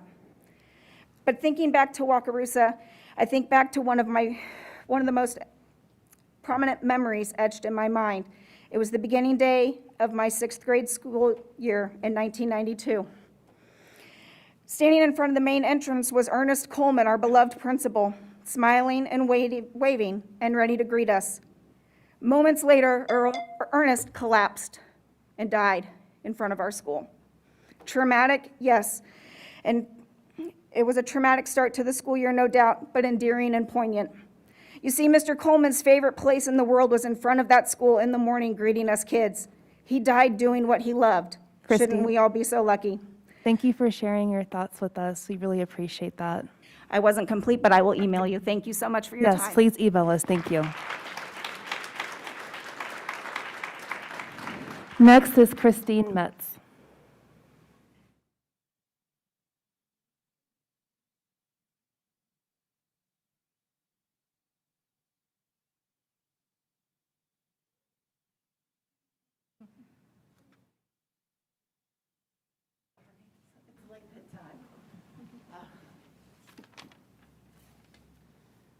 Thank you for the opportunity to speak tonight. I'm Christine Metz-Howard, and I come before you as a concerned parent of a first grade Hillcrest student who loves her school just about as much as she loves unicorns, which says a lot.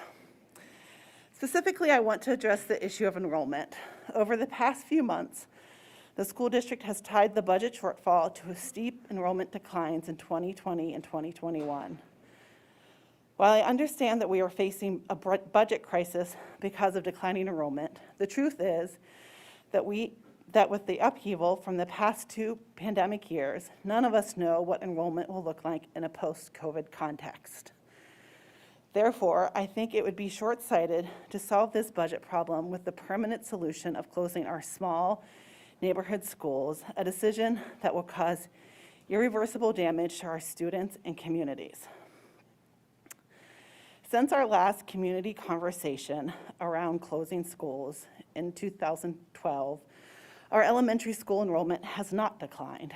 Based on the numbers that were provided at last week's Budget Advisory Committee meeting, which admittedly excused Kennedy, enrollment increased in Lawrence Elementary Schools by 170 students, or more than 3% between 2012 and 2019. Of course, these are pre-COVID numbers, but I'm asking that before we permanently close our schools, we wait to see how the pandemic has changed our enrollment outlook. Looking at the more than 600 students that were lost in our elementary and middle schools in the last year, I'd like to know where those students went and what the school district is doing to bring them back, since many haven't left Lawrence, but are instead attending virtual schools, private schools, or schools in other districts. The data that was shared during the Boundary Advisory Committee meeting last week showed that the top 4 elementary schools that saw the biggest drop in enrollment from 2020 to 2021 and accounted for more than 60% of our elementary schools' loss are not among the schools that have been proposed to close. Now, I'm here to advocate for keeping all schools open, but I think this shows just how uncertain our enrollment is and that we can't make long-lasting permanent changes without better understanding what has contributed to the drastic drop in enrollment and creating strategies for bringing these students back to our district, as well as adjusting for new realities and trends COVID has forged. Finally, I ask that the district gather data for projected student loss if schools are closed. An informal survey by Save Our Schools 497 showed that approximately 210 families have voiced their interest to leave the district if proposed school closures proceed. These families have 220 students, which equates to loss of approximately $3.4 million for the upcoming school years. These considerations must be presented alongside any cost-saving proposals for school closures. Thank you. Thank you. Okay, next is Cody Howard.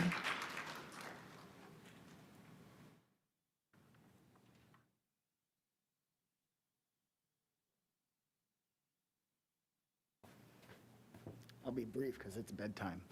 I appreciate the consideration that you're all giving us tonight. I just wanted to. Can you speak right into the mic? Sorry. I appreciate the consideration you're giving us tonight. I just wanted to speak to what my wife referenced, the discussion we had as a community in 2012, 2013, when as a community we passed a bond issue, 72% of the vote supported neighborhood schools. So I think, and I understand the budget considerations that we have, but I think as a community, we feel like this issue is settled. Neighborhood schools they're sacrosanct. They're the ultimate priority for all of us above everything else. And that's not just the few of us in the room tonight. This is decades of conversations that we've had as a community. And we moved into our house in 2016 knowing we're right up the street from Hillcrest, and we're like, this issue is settled. Hillcrest is gonna be here. It's gonna be our school. We've decided this as a community. So I think there's a lot of, I don't know if shock's the right word, but surprise, disappointment to see this back again when we feel like it's a settled issue. And that we've said over and over again, neighborhood schools are the top priority. No matter whatever else is going on, they must be protected at all costs. So I just wanted to share that. Thanks.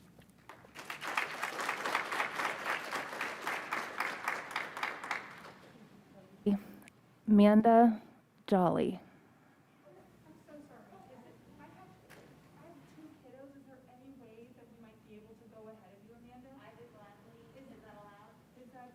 That's fine. What are the names? Yes. Yes. Yeah, it's fine. Come on. Come to the podium. It's fine. Come on.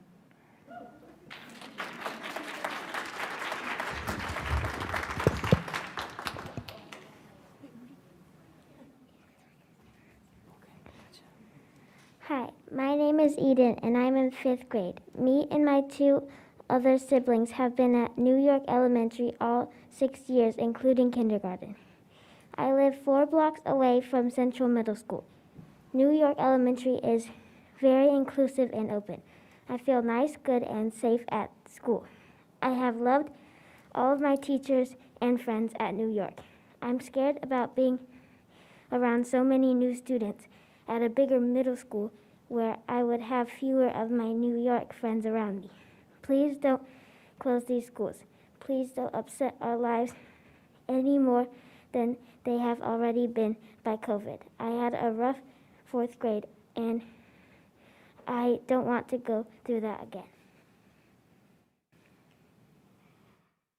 My name is Charlotte, and I don't think closing schools is a good idea because I think students shouldn't have to change. We have already experienced some tough times, and making a mega school would only add to the money budget. I hope that you can take our ideas into consideration. Thank you.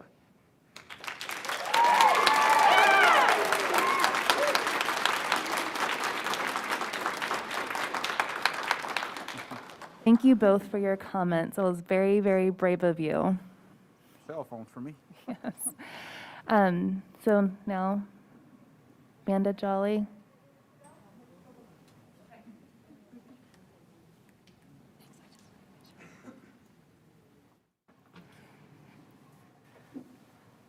Hello, I'm Amanda Jolly, and I had just regained all of my composure until I had to follow children again, so thank you. I had a lot of things that I was going to talk about that I've already taken off the table. Thank you so much for listening to us, and while this is just an awful predicament we are all in, this is amazing. This has woke so many of us up and brought us together. And I cannot, again, emphasize how important the need for more time is, because let's keep this energy rolling. If we actually can just agree to take closing schools off the table, imagine where we could put all this energy instead of fighting for what we all love and have made it very clear that we're not going to stop fighting for. Let us help and let us talk about better solutions. And that wasn't anything I was going to say when I was up here. I'm trembling. A point I want to bring up is cost savings. You know, this is all about the budget deficit that has to be solved. If we are talking about closing schools still, consider the costs that also would have to come out to add all the busing. Longer bus rides for kids going further adds more busing cost. And as a North Lawrence parent, there's so many families over there that don't own cars, don't have reliable transportation, and they're below the 2.5 mile marker. So that's a whole round of busing that you're going to have to commit to adding, because those families don't have a way to get their kids to school. A lot of them are sleeping because they do third shift, and that's the time they use to get rest. Kids need to be able to safely get to school. Ideally, they are walking to and from. It's a beautiful thing. It's amazing going to school every day and seeing all the families walking up.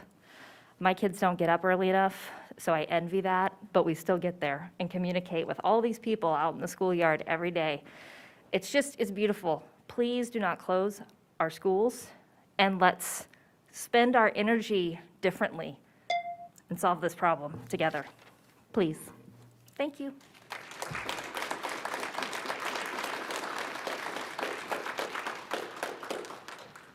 Thank you, Vanda, and also thank you for your flexibility in letting the young kids go first. It's very nice of you. Next is it Katarina?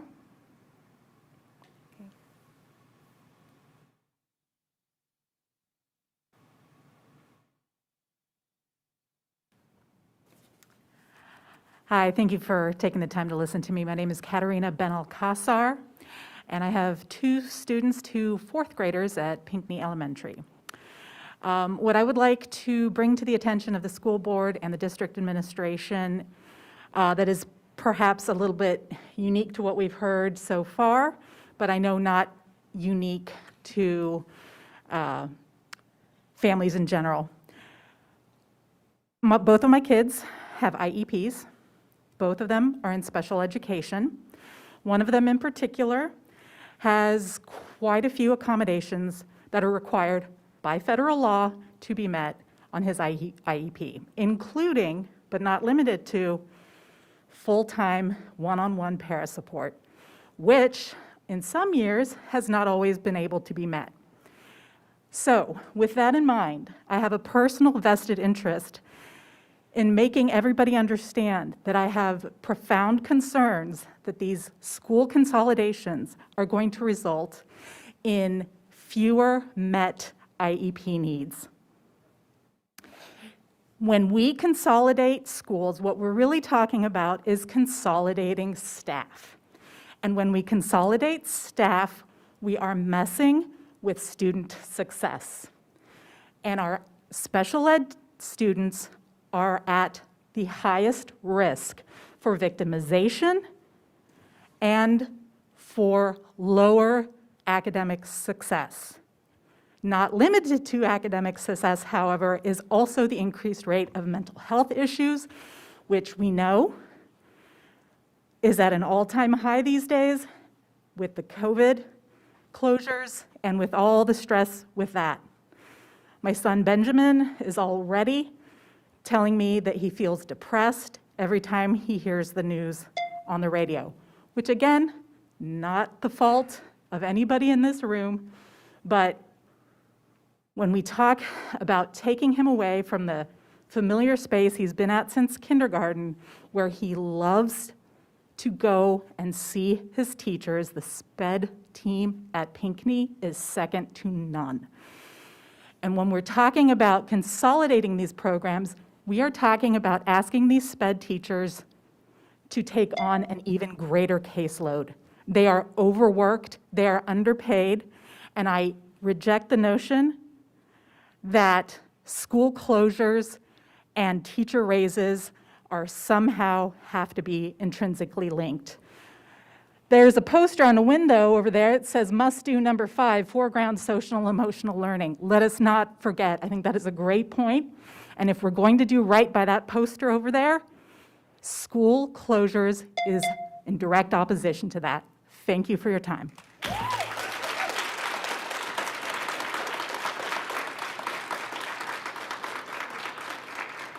First, Caleb.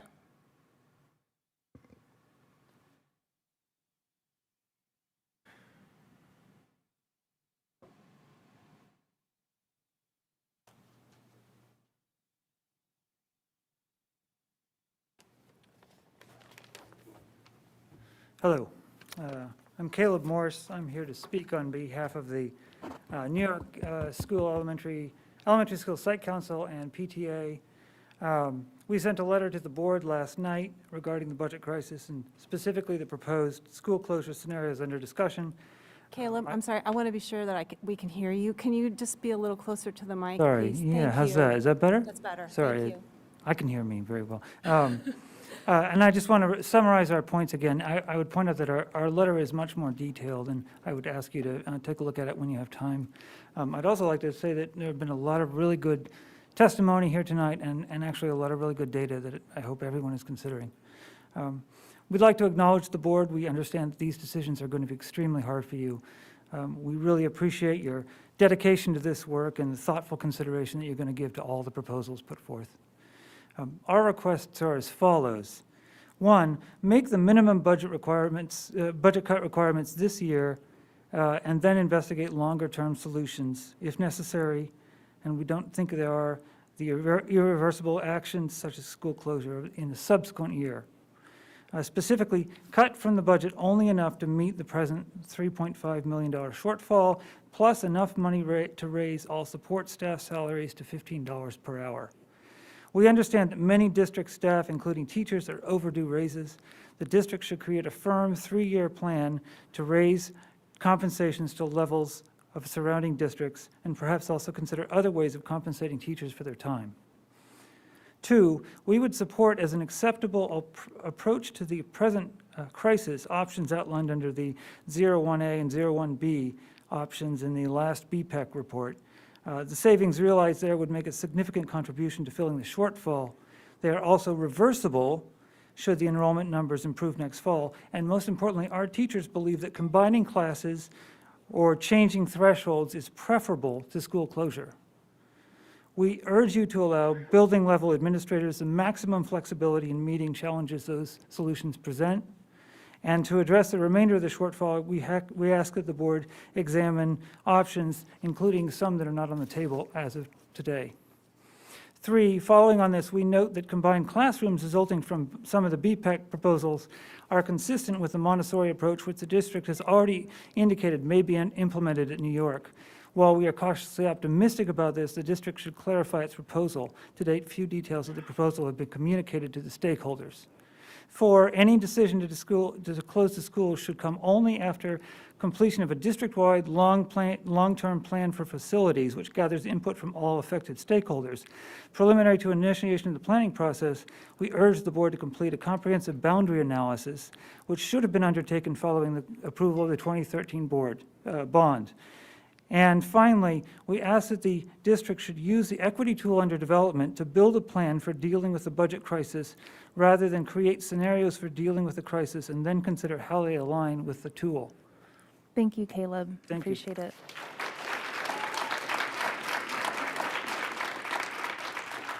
Next is Anaya Currents and Zakai Riley. Okay. Hannah Allison.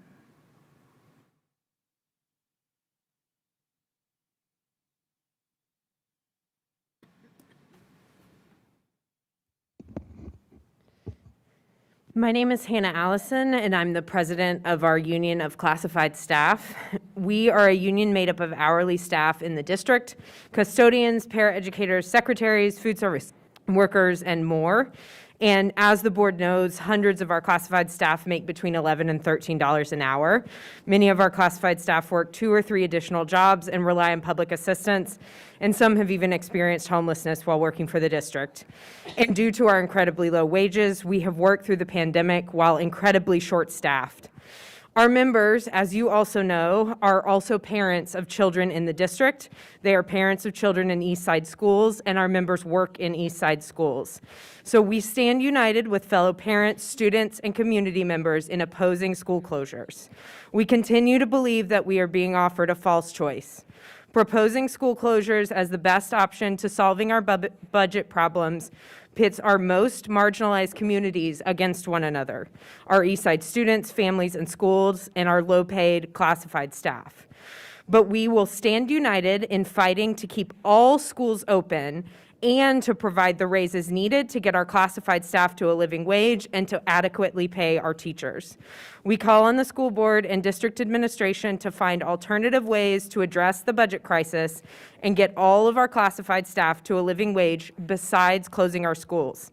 Earlier this month, our union asked the district administration to apply for ARPA funds to increase classified staff salaries. We should exhaust all possible options before looking at school closures for cost savings.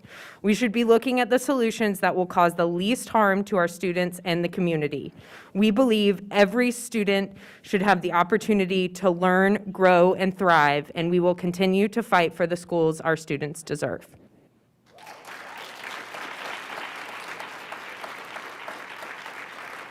Anna Hillary Jones.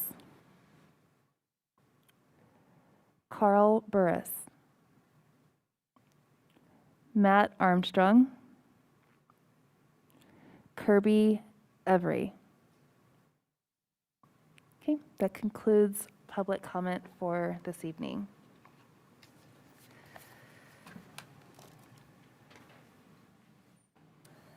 Next on the agenda is board commentary.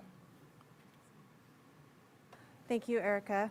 I want to start off by also sharing my condolences to the family of Randy Wiesman. I didn't work with Randy as a superintendent or an administrator here in the district, but I did work with him for 5 years as a member of the KASB Board of Directors. He was a fine man, and I'm very saddened by his loss. Wanted to share very briefly about what's been going on. It's been a really busy start to 2022. Policy Committee met on January 13th. We discussed parameters for draft social media use policies. Our next meeting is scheduled for February 10th. On January 11th, I spent the day with fellow board member Kay Emerson at the KASB Advocacy and Action event in Topeka. I want to thank all the members of our Lawrence delegation for meeting with us and discussing our local and statewide priorities. On January 12th, I had the opportunity to meet with members of the Kansas Board of Education and also the Kansas Region's CEO, Blake Flanders, and attended my quarterly KASB board meeting. There's been a lot of advocacy work going on. I am a member of a couple of other boards of directors, Kansas Board Solutions, and also the National School Board Association's National School Board Action Committee, NASBAC Board of Director. I had meetings for those in the last few days, as well as having the privilege of serving on the National School Board Association's National Nominating Committee on Friday. I spent the day helping to interview candidates for leadership for that organization. Wanted to say congratulations to all the One Dream Award recipients and also to all the USD 497 students who were selected to participate in Saturday's 20th anniversary John Philip Sousa Middle Level Honor Band performance at the Lead Center. Those students did an outstanding job. I have some other comments about the budget in response to some questions I've received by email, and it's going to take a minute, and I appreciate your indulgence in letting me share. But I wanted to start that by saying, if you want specifics on our budget and the budget process, one of the commenters at the virtual comments at the beginning mentioned this. I implore you to go to the April 26, 2021 YouTube video of the school board meeting that night. Kathy Johnson gave a master class on school finance in the state of Kansas. That presentation lasted probably Not the one in April, the one in the fall did. Okay. But the one in April was the big overview. And she really goes step by step through all of the budgeting considerations, and it really gets at some of those comments that were made about helping to educate the public about what our budget is and how we generate it. So I just wanted to share that. In many of the emails that I've received and conversations I've had since the beginning of the year, the community has asked, how did we get here and why are we having these conversations now? I'm going to talk about that a little bit because of all the board members here. I've been on the board throughout all those conversations, and I have some things to share. In 2012, after 2 years of work and discussions regarding our district's operations and finances, this board made a decision to move forward with the community's input and recommendation to keep 14 elementary buildings open, and we passed a bond issue the following year to repair and upgrade all of our elementary school facilities. Throughout the ensuing years, I, along with my board colleagues and our district staff, have worked very hard to honor the community's desire to maintain these existing operations in all of our neighborhood schools. But to be perfectly frank, it was challenging at the beginning, and it has been increasingly challenging every year since. We get to pass local bond dollars to pay for building upgrades, but we don't get to choose the money that we get to operate those buildings. So during the Brownback years from 2011 to 2018, when our funding as a district was flat and actually declined in real dollars year over year, our board and our administration intentionally chose to spend district reserve funds to do two things: to sustain our existing operations and to give salary increases to staff each year. Admittedly, some years they were very small, and in some years more. We did this at a time, during that time period, when other districts across Kansas did not give raises to their staff, and those districts cut positions, they cut programs, and they closed schools. So our board made this choice in part because we knew that the legislature was looking at sweeping those reserve funds from us. There were bills filed. It was very seriously being considered to fix the state's budget crisis. But we also believed at the time that once the Gannon school finance case reached its conclusion, that our district's overall financial situation would again improve. We wanted to make progress as well on closing the pay gap between Lawrence and the surrounding districts, hence giving raises in years when we had no new funding to pay for those raises. These all seemed at the time to be reasonable choices when it appeared likely that the school finance issues would potentially be resolved in the near term. During the years that the board spent these reserve funds to increase salaries and to maintain our operations, we made that choice with an expectation that our district's enrollment would also continue to grow, and that the end of the Gannon case and passage of the new finance formula would give school districts a real increase in school funding, adjusted for inflation. Neither of those things have happened. While the governor's fiscal year 23 budget fully funds the Gannon settlement and the current school finance formula, that funding, adjusted for inflation, pretty much puts school districts across the state back at a level of operational funding that is equivalent to what we were receiving in 2009. In real dollars, we haven't seen much of an increase. Base state aid per pupil was $4,400 per student at its highest in 2008, 2009. It declined to below $4,000 for each of the years between 2010 and 2016, came right back up just above $4,000 in the 17-18 school year. And this school year, it is at $4,706. In real dollars, that's only $306 more per student than it was 12 years ago. In inflation-adjusted dollars, our funding this year is worth $750 less per student than the equivalent of what we were receiving in 2008. So $4,400 in 2008 had the purchasing power of $5,457 this year. Or to put another way, what we're getting this year, $4,706, would be equivalent to if we had been getting $3,795 in 2008. So the harsh and inescapable reality is that school districts lost a decade's worth of real growth in funding, and therefore real growth in ability to pay our staff adequately and pay the ever-increasing costs of everything else that we do. Another harsh reality of the level at which the legislature has set the per-pupil funding now under the new school finance formula is that it is not intended to support districts in maintaining low enrollment schools in a community the size of ours. The cost of providing the basic general education services at our smallest elementary schools in Lawrence this year, the smallest is $7,150 per student. And I want to say that again and explain that that does not include title funding, it does not include special ed, it does not include anything but exactly the services that are provided at every one of our schools. $7,150 for the smallest school, $6,605 for our second smallest school. That is respectively $2,444 per student and $1,899 per student more than we are given for this by the state to provide those services for each of those students. So, you know, that's real. That is real, and it's a gigantic challenge. The district's forecast about enrollment that we used to do the 2013 bond also did not come to pass.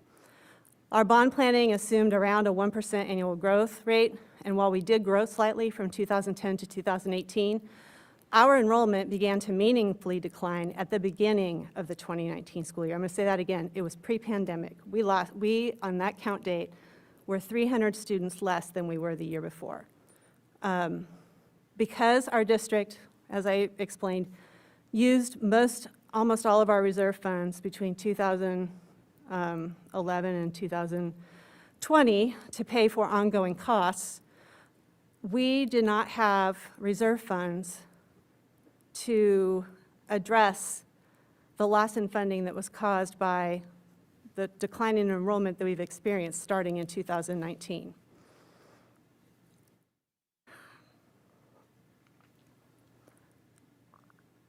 That is most of the estimated $3.85 million of the budget cuts that we're talking about that are absolutely necessary for us to make because they're legally required before the beginning of the fiscal year, July 1st.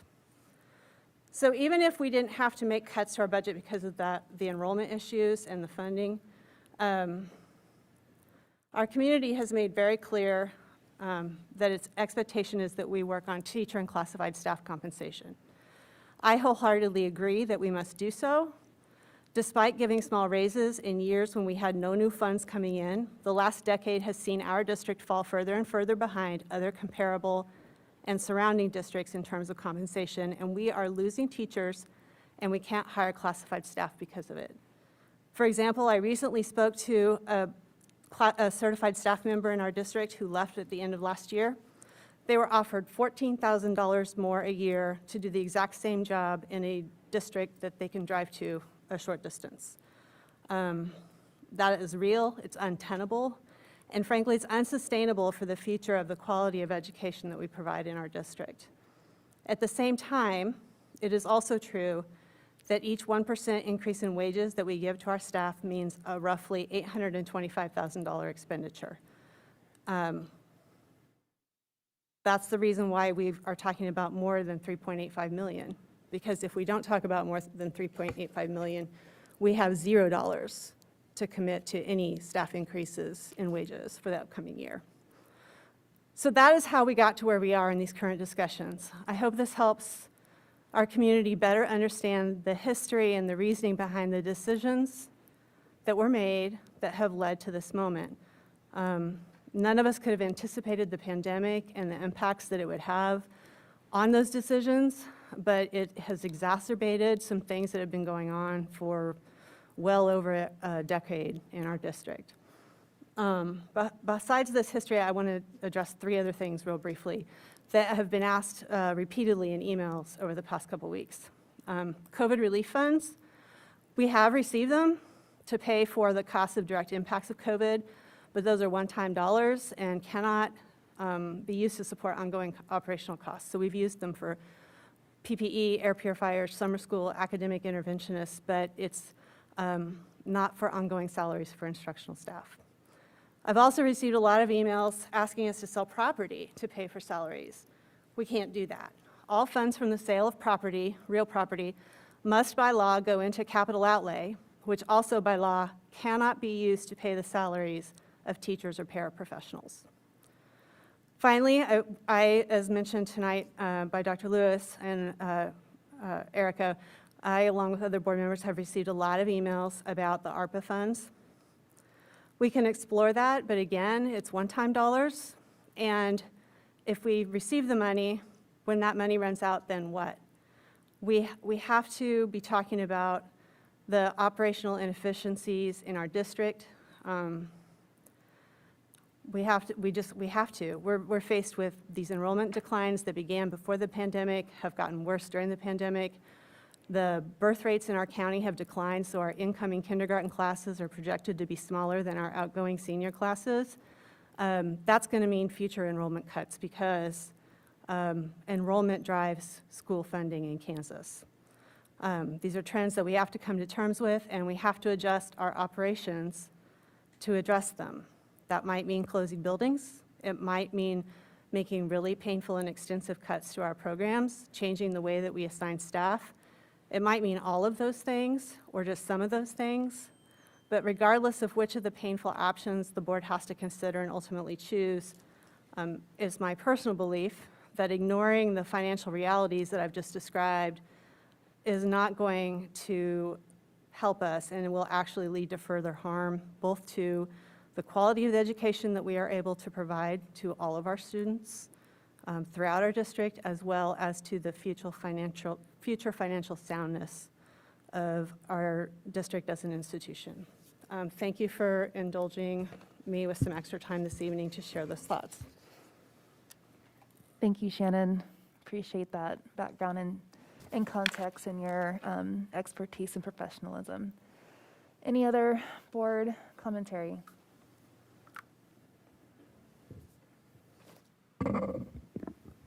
I'll go. Let me just reintroduce myself. Andrew Nussbaum, worked at Free State from 2006 to 2013, was one of the founding teachers for the IPS community experience, service learning experience, many other programming. Left Free State in 2013 to move to the East Coast, worked with several pockets of community, and get a master's in conflict transformation, where some of my focus studies were on community-wide state-sanctioned displacement and uprootedness, and collective trauma and the impact of trauma collectively on generations of people, and then nested in that individually on people within those communities.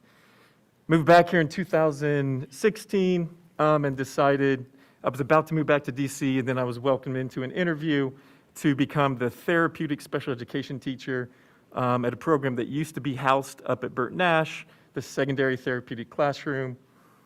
In the first spring of the COVID shutdown, we were uprooted as a program, the therapeutic special education program, and put into a building that a lot of people in the community don't think is still being used. It was an elementary school that was shut down a while ago, East Heights Elementary, that over the last 10 years has housed dozens of different programs, and we are one of them, or the secondary therapeutic classroom is one of them currently. I ended that position last spring as part of the reason why I decided to run for school board, was elected in the fall, and then was sworn in January 10th. A couple things I'm thinking about here.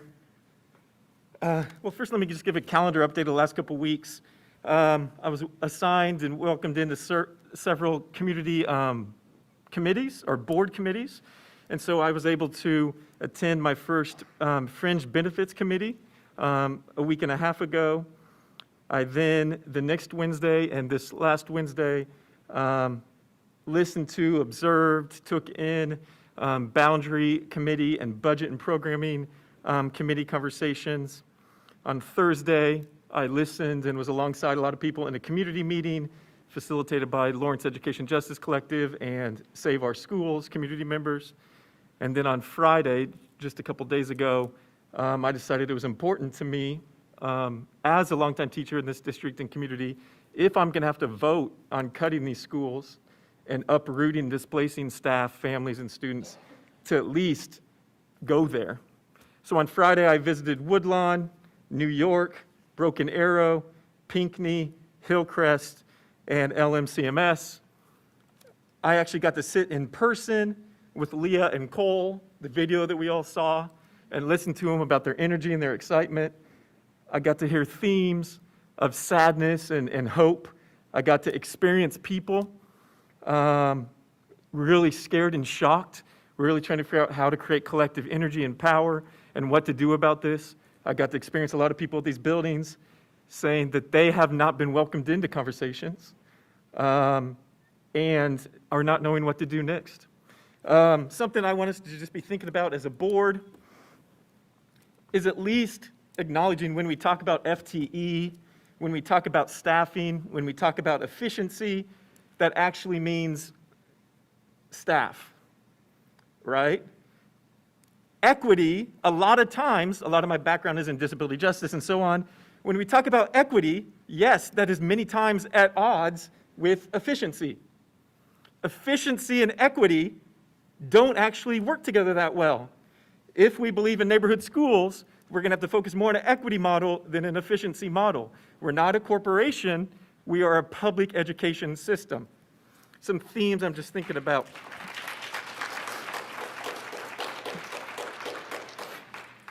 And then I would love to just request or ask in the decisions we're going to have to make or being asked to make or the proposals or the recommendations in front of us, I would ask for each of us, if possible, in terms of schedule, time, and labor, to spend the time in the buildings so that we get to know Leah and Cole and staff and families in the buildings so that we can talk about them and make decisions that are honest and authentic with a whole picture and not just a piece of paper that presents a picture. Because the reality is, at least in my background, everything is data, right? Data in terms of quantitative numbers is so important as somebody that was elected to represent the community and govern the district. And the data that was shared tonight, that's data. People's experiences, emotions, feelings, mental health, shared narrative, unique experience, unique and special schools, foundation of Lawrence, that's also data. In fact, if we took those experiences and rated them on a 1 to 5 scale, put it in a rubric, then we'd call it quantitative data. Everything is data, and I think that's important for me as a board member to remember, community members, and then district leadership as you present to us recommendations. Couple things that I'm concerned about is I still have not seen, as a sworn-in member, I still have not seen the equity analysis tool that we're saying we're going to use to siphon through or put a microscope on these recommendations. That's concerning to me that we still don't have that in front of me or in front of the community. So that's a concern I have in terms of the recommended timeline in front of us. I'm hearing a lot of themes tonight, both online and in person, and in all the emails we're receiving, phone calls and more, questions about equity, questions about the analysis tool, questions about if we cut all these schools, then what? If we cut all these schools, then what? Commentary about if these schools are cut, families that have access, resources, and opportunity will leave our schools. I need to hear data from the district that that won't happen. I'm hearing people talk about irreversible action, intent versus impact. Cost savings are possibly overestimated, and unintended costs or human costs are underestimated. I have seen, as a district employee, the school board partner with and collaborate with county commission and city commission. These sort of decisions with this sort of impact on everything, I would hope can be a conversation about vision, about policy, and about what sort of future we imagine in our schools, in our communities, in our lives.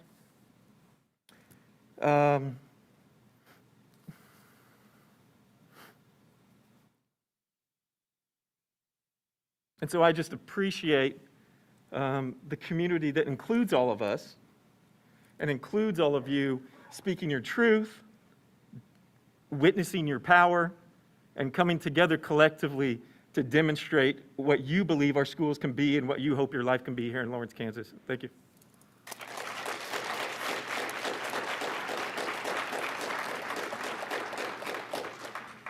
Any other board members have board commentary?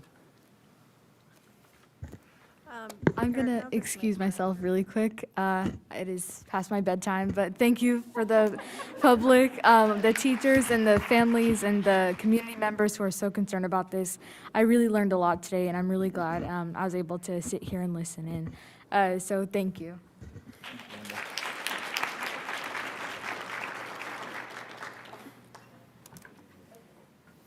Go ahead, Paula.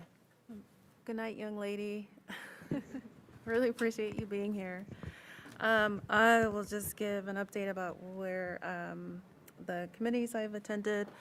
I did attend the Equity Advisory Committee, Parents of Color Committee.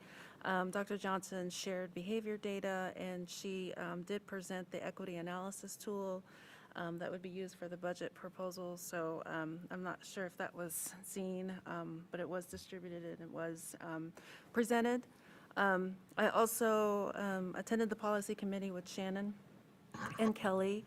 And I also attended the Emergency Woodlawn Site Council, where JC gave an excellent update on how the budget works here to those council members. And they also provided which I thought was really thought out, Save Our Schools Using Research to Make Student-Centered Decisions.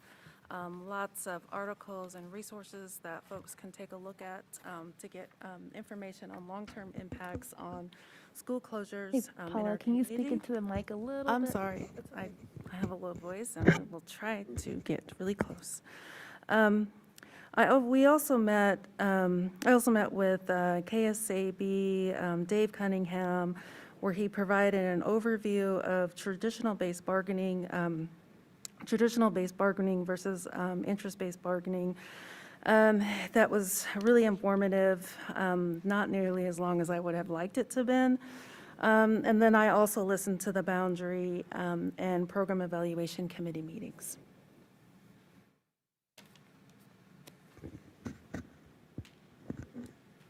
One of you go. This is Carol. Okay. May I go?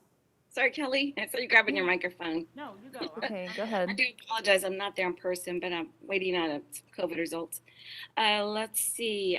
This has been a busy time, but I would like to thank everybody for coming, and especially Wendo. She just left to go to bed. She did a great job at the One Dream celebration, and I did attend. I listened to the Boundary Advisory Council and the Boundary Evaluation Program Committee meetings as well. And I would like to, I'm kind of biased, but I was elated to see my dad get the Martin Luther King Legacy Dream Award at the One Dream celebration. And I want to express my deep condolences to Randy Wiesman's family at this time, and especially Leah. I mean, she's one of our own, but we talked about our community ties. And I was a student at Central Junior High School when I took his wife's Spanish class. And Dr. Weisman would take the time out of his busy schedule to come and talk with us kids, whether it was even Spanish class or just to come out and hang out in civics class, and he would talk about civic engagement. So it brought up a lot of good memories about Mr. Weisman. And I want to thank the Wakarusa parent who talked about Dr. Coleman over at Wakarusa. My nieces were at that school when Mr. Coleman had his heart attack at the bus stop that day. Let's see, and also I serve on I was appointed by Governor Kelly to serve on the Kansas Advisory Group on Juvenile Justice and Delinquency Prevention, and our final report can be found on the Kansas Department of Corrections website, and those findings will be recommended to Governor Kelly and law enforcement agencies and interested partners. So again, that can be found on the Department of Corrections website. And I want to tell my husband happy birthday. Tonight's his birthday, and as soon as this is over, we're going to go down and have some cake. All right, thank you, Carol. On to Kelly, thank you. All right, so hello everyone, it's Kay again. I want to first acknowledge the space that we are in and start my board commentary tonight with gratitude. I think that we should always take a moment and give a gratitude when we speak. As I said last time, I come to the board as your representative. At best, I'm imperfect, right? Like most of us. We made a call out to our community to get involved last time, to be vocal, to show up for what the community prioritized. And you did, from emails, signs, T-shirts, websites, side chalk, and many other community efforts to get your sentiments across. I especially want to acknowledge our students who spent their weekend reaching out to the board members as part of being civically engaged. I hope that the students and our students keep up this engagement as you get older, because our communities need you. Similar to some of the sentiments that we've heard tonight, I too share concerns as it relates to school closure. It's quite concerning from both an equity lens and a timeline process. I have much doubt that the trustworthy process can be accomplished in the timeline presented tonight.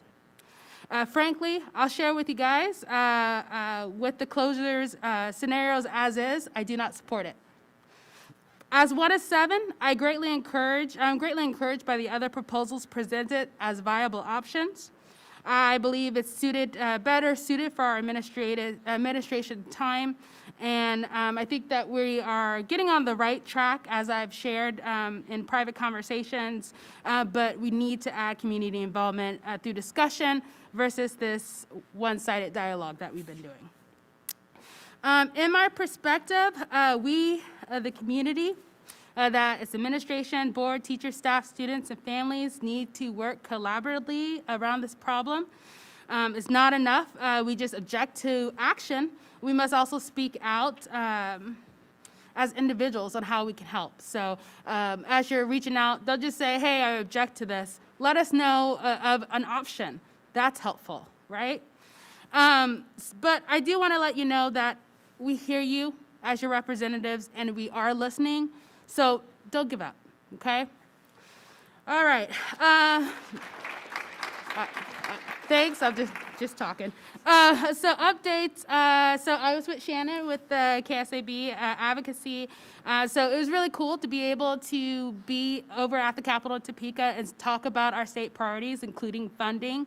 That's really important. I was on the community corner with KLWN like a week or so ago to just talk about the importance of staying involved as a community member, not in just school activities, but also as it relates to our COVID-19 strategies here in the city and state.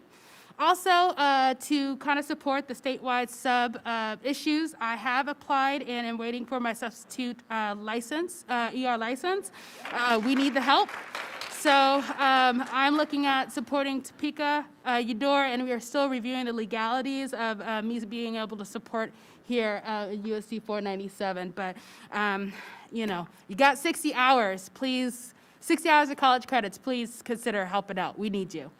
And then lastly, I was super excited because Mayor Courtney Shipley, Carol, and I and a few others, we have joined the the advisory board of the new production over at the Lawrence Arts Center, The Threads Weaving the Tapestry of Lawrence. And so it's a historical account of being able to retell our story here in Lawrence. So, you know, we talk about how much history that we have here. So it's really cool to be on the front lines and creating those stories. So Carol, it's going to be super fun. I can't wait.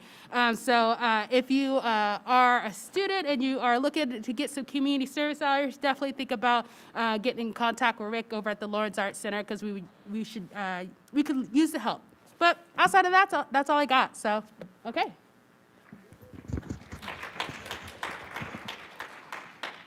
I'm going to give my comments in under 3 minutes. I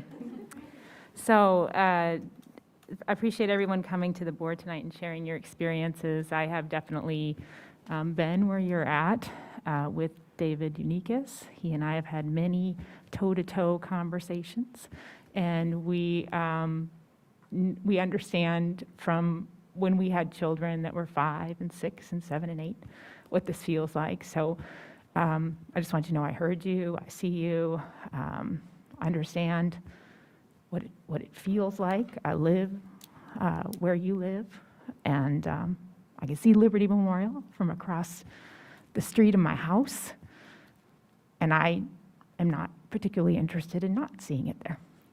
So I understand where you're at. I also am somewhere between Andrew and Shannon, and I'll probably be that way for the remainder of the time that I'm on this board. So pragmatically, what I heard this evening was that there's potential that we might have to consider, what does this year look like if we do not have what we need to close a school by February 14th. So if that's the case, I'm asking the district to make sure that we have a alternative, because as somebody that serves on negotiations, I am very concerned about wages, and I do not see this as a false choice.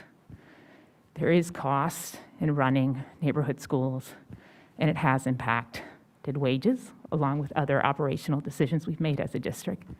So while I agree we need to have a longer community conversation, we also have to have an honest one. So for me, procedurally, I'm asking that when we come to the board to review all of the proposals, that there is a clean proposal that shows us what does it look like to keep all of our schools open, and what would that mean as it relates to compensation for our staff. Then I want to tell you all something about RAP. RAP funding is still at risk, and we talked a lot about social emotional well-being and health. So if you're talking to somebody at the county about how we need funding to help our schools, we also need funding to help RAP. So if you want more or additional information about that, you can certainly talk to Bert Nash or donate to Bert Nash. That's always a good thing. But really want you to pay attention to what's happening with RAP funding, because it's actually quite serious. And we need to look at what's the stopgap for the next couple of years until we come up with a long-term plan, because the city is not going to be funding what they had previously funded. So RAP serves many of the schools that you all are sitting here representing. Please tune into that as part of your energy and as part of the work you're doing around Save Our Schools. If you could take some of that and ask, how can we save RAP? I would be internally grateful as a social worker and as a human being. So thank you. And that's all I have.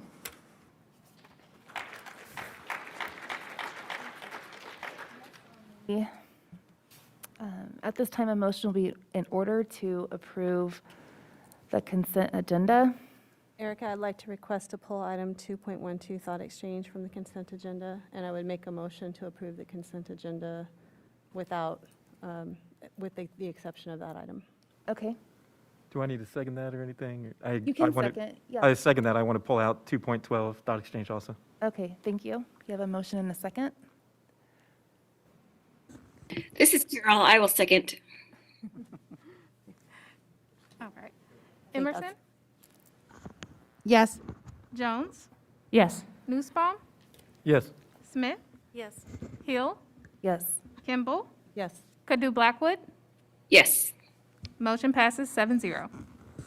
Did you have Andrew as the second? I put Shannon Or and, I think it needs to be Carol, only because Andrew didn't second the motion for approving the consent agenda. So, and Carol did. Carol? Okay. Yeah, that's what I was about to say, is I think that Carol, Okay. it was a little confusing. You got it? Okay, perfect. Okay. Okay. So that will, 2.12 will move under new business. Next on the agenda is the strategic plan update, cohesive curriculum. Patrick Kelly.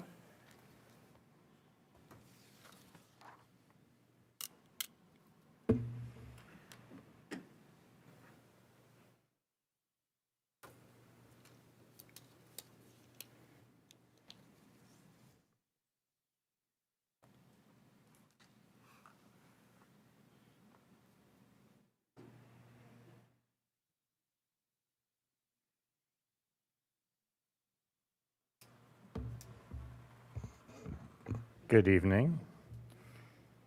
Good evening. I'm pleased, I'm Patrick Kelly, Chief Academic Officer for the school district, and I'm pleased to join my curriculum and instruction team and assessment team to share with you an update on our curriculum. This is part of our strategic plan, but it's also part of board policy, and I've provided for you those board policy snippets there. The main one is the board does have to approve all additions, deletions, and major alterations to a course of study. We also like to present you annually sort of what our curriculum review process is, and also a curriculum review timeline. This is part of our strategic plan, as I said, and our curriculum instruction and assessment team, this is where the majority of their work is the goal to identify what every student should know and be able to do pre-K through 12. We spend a lot of time working with our teachers. It is a very teacher-intensive, teacher-involved process of identifying learning standards so that we have consistent district-wide curriculum. We also spend a lot of time reviewing instructional resources, and remember, instructional resources are everything from a field trip to a textbook, which we might be familiar with, to online resources, and making sure that those resources honor and preserve the students' diverse cultural backgrounds. We use our culturally sustainable criteria to make sure that it does meet that. We've provided an essential question for you because we're the curriculum instruction and assessment team. We believe good instruction includes an essential question, so we'll always include that. Our agenda today, we'll try to be brief. We know that you've been here for a long time, and we really do appreciate your service and attention. But we'll do a quick review of our curriculum review process. Our curriculum instruction team members and some of our educators will walk you through each step of that process and where we've been in that process for a couple of our curriculum areas. Then we'll share with you the curriculum review and resource evaluation, a 5-year timeline, and finally ask for your approval of requests for course revisions, additions, and deletions. Equity is a major focus of ours, and we consider the work that we do critical to the equity work in our school district. This is your equity policy in action. We want to make sure that every student has the same access to curriculum, no matter where they are on that tier of support. We want to make sure that it is consistent. So making sure that every child has a consistent curriculum, consistent access to resources, and that when they aren't able to grasp what they should know or be able to do, we are providing secondary support, that tier 2 support.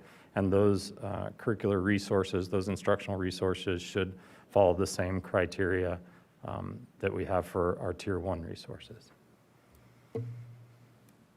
When we think about defining the learning, we put this one sort of as a teacher.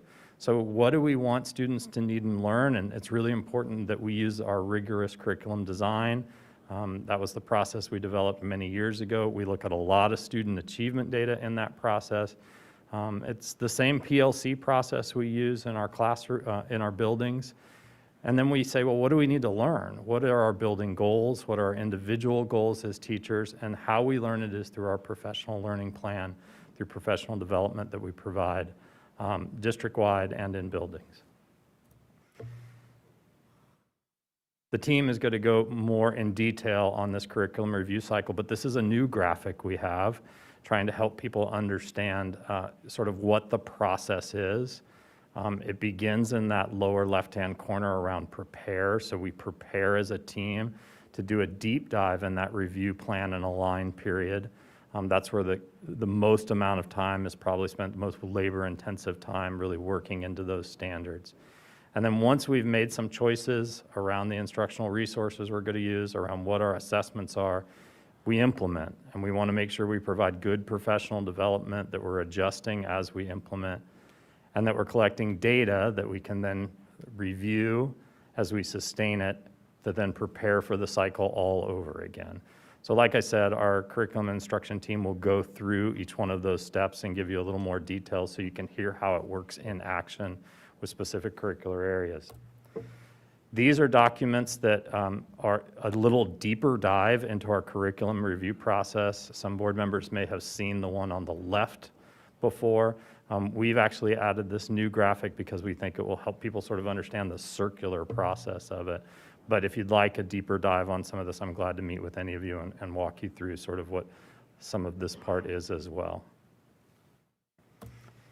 So now I'm going to invite some of our team members up. First is Annette Cannoli. Annette specifically works in curriculum areas of world language and social studies at the secondary level. She's been doing some work in both of those areas and is really going to talk about her work in preparing for the curriculum review cycle. Annette? Good evening, board. As Patrick said, my name is Annette Cannoli, and I serve as one of 3 curriculum and instruction specialists. My content areas of focus are social studies and world language. So as I talk about the prepare phase, I will speak generally about the phase, and I will provide some specifics regarding social studies and world language. So the first part of the prepare phase is to establish your team. Throughout our department, each content area may do that a little differently. I know in science, they did an application process. For social studies and world language, it was mostly by invitation, where I invited teachers to share how and if they were willing to engage, whether they were willing to leave the classroom and participate during the day, or if they were willing to serve on the team after school with compensation, or if they were willing to, on their own time for compensation, provide input and do some of the work. So it varies. So that first part is looking at how we establish the team. This, for the past 2 years, specifically for social studies and world language, it has been a bit challenging due to the full plates that teachers are working under. They're trying to keep balance with family and work, and being willing to leave the classroom with everything going on in buildings and come here, or a couple of times we met at the building, but just that decision, can I take the time and leave the classroom and engage in the work? So that's been challenging, but we continue to be flexible and offer multiple ways for teachers to engage in the process. The second part of prepare is collecting data. I heard I think it was Andrew, who spoke about data. And part of the data we look at when we are deciding which courses that we're going to prioritize, because we can't do every course at the same time, so we have to prioritize. We look at grades, we look at enrollment numbers within each course. We consider feedback from all stakeholders. We look at district data as well as teacher input. So we gather and look at multiple data points. The next part of the prepare phase is meetings, establishing the meetings, scheduling the meetings, I don't play chess, but it feels like to me like it's a game of chess. There are so many moving pieces, the strategy on how to schedule a meeting and then actually have the meeting occur due to all of the unique circumstances that we're working under right now, from our shortage of substitutes, which impacts whether or not, if teachers agree to leave the classroom, whether or not there is coverage, how that will impact their colleagues at the building level. So it's a constant maneuvering of all the logistics to schedule our meetings. We determine how often we are going to meet. Traditionally, we have met or tried to meet at least once a month, and balancing, okay, if we meet at the beginning of the month for January, when do we meet? How many weeks in between do we meet again? And how does that line up with the other content areas that are also engaging in curriculum work, and looking at the limited number of days where we can reserve substitutes for our curriculum work. So the scheduling of meetings has been a challenge, but we continue to be solution-oriented, we continue to be flexible, and again, really focusing on what are some different ways that teachers can engage in curriculum work when we have met with challenges. The next part of the prepare phase is establishing norms and outcomes. We talk about what are, specifically I know for social studies, which was very,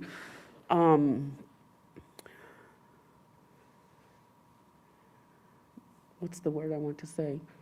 Very heartwarming for me as the leader of this group to listen and have an opportunity for the teachers to share their personal and professional visions and dreams for the content areas that they teach. That was very rewarding, and it's part of the development and establishing trust with the team to engage in this work. So we talk about the visions, we talk about the expectations, what do we want?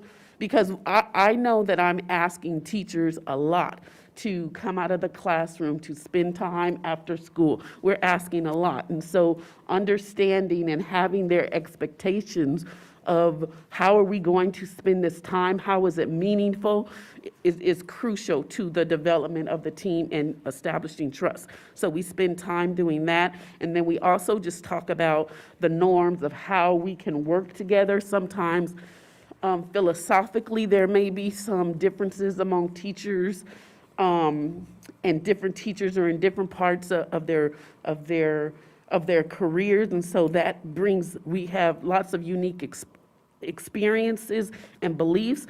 So establishing norms for how we can work together is critical, I have to say, and it's been beautiful to see for me as the leader of both groups that has not been an issue with either social studies or world languages.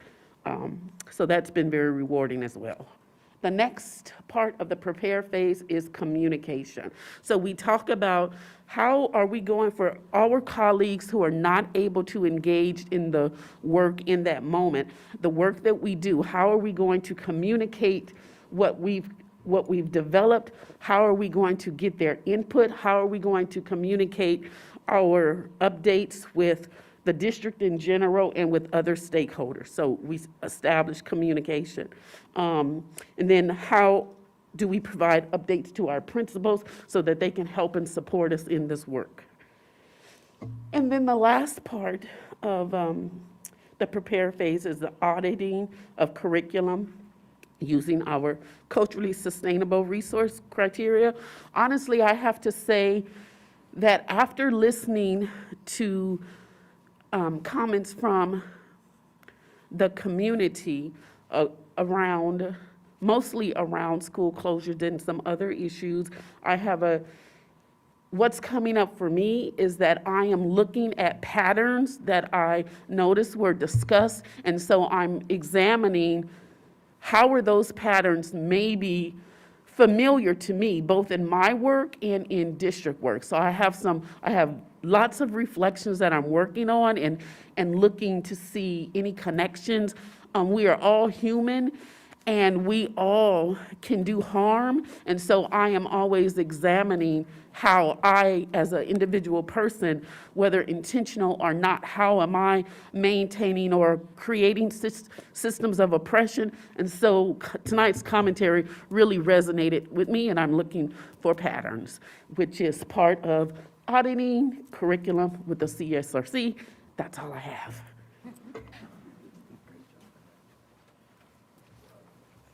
So Annette chose this picture because if you're familiar with mise en place, right, you get all the ingredients out first. And we talk on our team a lot about going slow to go fast, to take the time to set those norms, to take the time to talk through your hopes and dreams and come to some agreement. I really appreciate Annette's thoughtfulness and that work, especially in social studies and the work that she's doing. That can be a difficult topic to get some consistency on. So it's really been great. Thanks, Annette, for that. Next, we're going to invite Chris Hayes up. Chris has been working on our new ELA curriculum at the elementary level. We have some state requirements for this, but Chris is going to walk you through really where we do most of the technical work when it comes to our curriculum review process. Chris?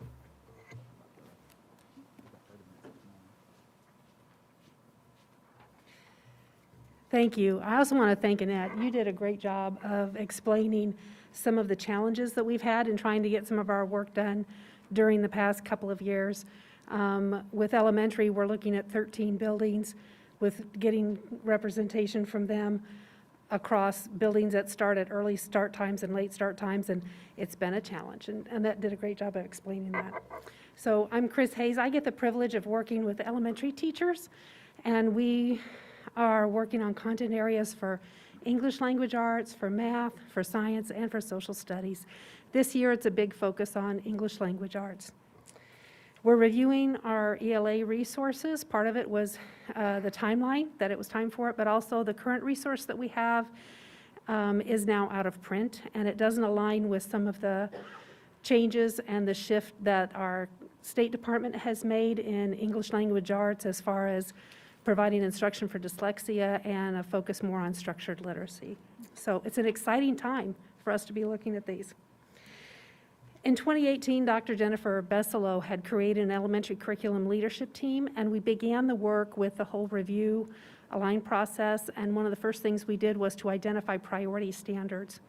So when we did that, it's part of the rigorous curriculum design, and one of the first pieces we did was we unpacked those standards to really understand what they meant and to make sure that we were choosing standards that met the rigor for our students and different components as well.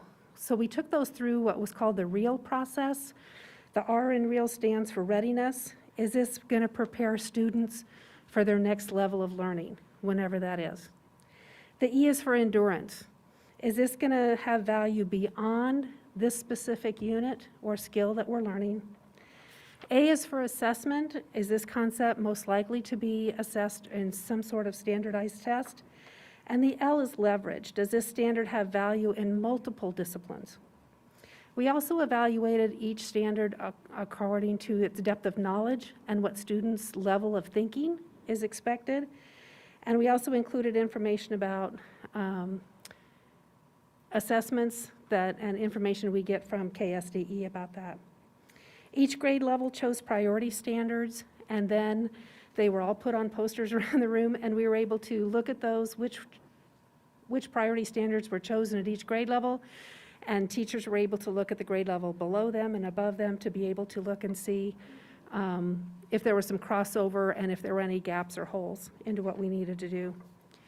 Another piece of the review plan is to develop a scope and sequence. So after we had our priority standards chosen, then we created a scope and sequence, what we call a year to glance, or the YAG, which looks through, where do I do it? Over here? Thank you. So we have ELA, math, science, and history, government, and social studies within there, and it maps out our year to make sure that we're covering all the different priority standards as well as the others as well.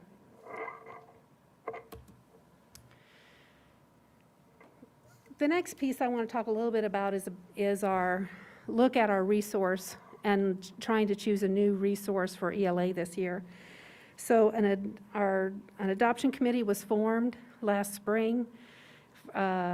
Teachers from different grade levels and different buildings to look at different resources and evaluate them with the priority standards, and also really looking at the shift from KSDE to structured literacy. We looked pretty deeply at 14 different resources. We had samples from all of them and were able to look at all of those. We were able to narrow that down to 3 resources that we are currently piloting. We have 18 teachers that are piloting the 3 different resources. Part of the critical part of this whole evaluation is the priority standards. We're really looking heavily at the structured literacy components, but also looking at that culturally sustainable resource criteria tool, which is a picture on the screen right now. We are very lucky to have Dr. Danica Moore and Kelly Walker from Native American Student Services to help us with that.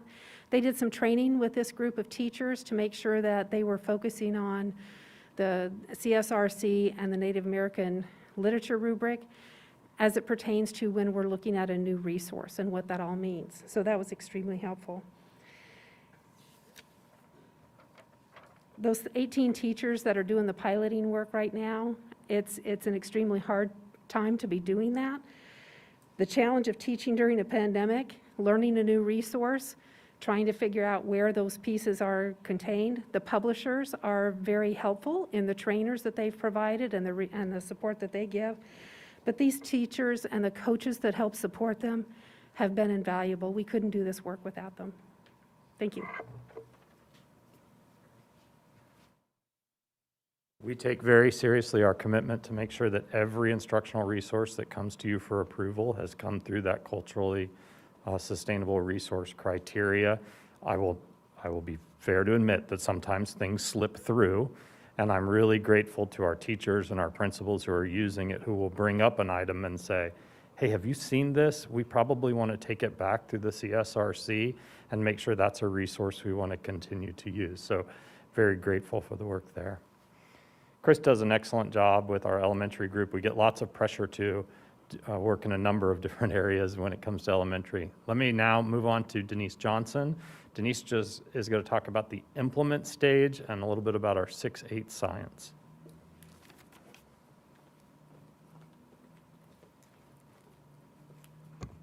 Good evening. Denise Johnson, Assistant Director of Curriculum and Instruction, and I'm very privileged tonight to have Josh with me, Josh Bradling, and you'll see him several times tonight again. Josh provided a really extra layer of leadership for middle school science and really assisted not only during the middle school process, but also helped me transition to the high school, which was a really critical component because we made some big changes in middle. Over the past 14 months, I've had the privilege to work with the middle and high school science teachers, and the leadership team began this curriculum review process during hybrid. And you know what that was like, right? So their perseverance and dedication prevailed throughout this middle school, and we actually entered this implementation part of the curriculum review process. So during implementation teaching, we really focus on teaching strategies. The professional development becomes the real focus, is how do we do it? So middle school adopted what's called Open SIAD. It's a storyline approach for instruction. And this particular curriculum has a real shift in instructional practice. So how we deliver the instruction. The focus is on student questioning and guiding instruction as they unpack a particular phenomena. And I actually have one of the superstars that does that right behind me, and he's going to talk a little bit about it. And I'm going to share just a little short video as Josh talks a little bit about phenomena. So, hello, Josh Browland. When we made the switch to Open SIAD, one of the things that we were doing was direct instruction approach. And what Open SIAD shifted us to was more a phenomenon-based approach, where students see a phenomenon and then kind of backwards go through that process so that they can start to break it apart and teach it like that. It's much more hands-on. It's much more where students are learning about the questioning and the process of science as opposed to, certain just memorizing of facts. And so one of the things that in 8th grade science, for instance, we built a speaker where students saw a speaker and had to go through that process of understanding how a magnet works, how electricity works in order to make it work, as opposed to just telling them how a speaker works. And so it's been a very, very fun process. It's been a lot of work, particularly in a pandemic, but it's something that we really enjoy. So. Just want to share, as curriculum architects, we must really acknowledge the function of this rigorous curriculum. It's to raise the level of teaching so that students are really prepared for 21st century skills. I also need to acknowledge that both teams, both high school and middle, have worked with Meg Richardson, which is our KSDE science consultant, to making sure that we're addressing the standards and what is the state of Kansas looking for as well. Because of that connection, Meg realized just how awesome the teachers are here in Lawrence. And because of that, we have Wendy Hess from Free State, science teacher, Katie Hutchinson, which is ESL and biology teacher from Lawrence High, and one of the guest of honors right behind me, Josh from Liberty. We're selected as science champions for KSDE and will be a part of the state science teacher leadership training. I have to give them a little applause.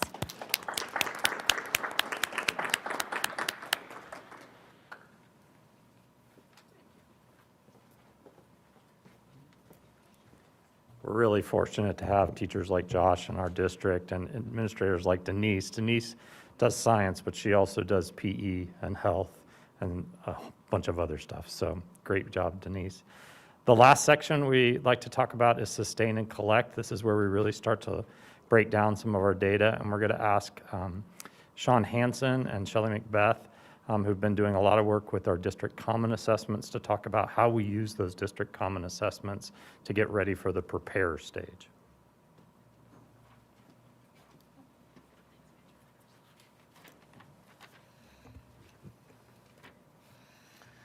All right, Sean Hansen, Assistant Director of Instructional Technology and Curriculum. Shelley Macbeth, Curriculum Specialist. Shelley and I work at the secondary level with both our English department and our math department. So as we're looking at district common assessments, or DCAs, as a curriculum assessment and instruction team, we refer to this information, we pull this data out as we are currently looking at updating our scope and sequence, as we're looking at our pacing throughout the year, and take it to another level as we're evaluating and taking a look at the resources that we're implementing on a consistent basis. Rolling DCAs out last year was a struggle.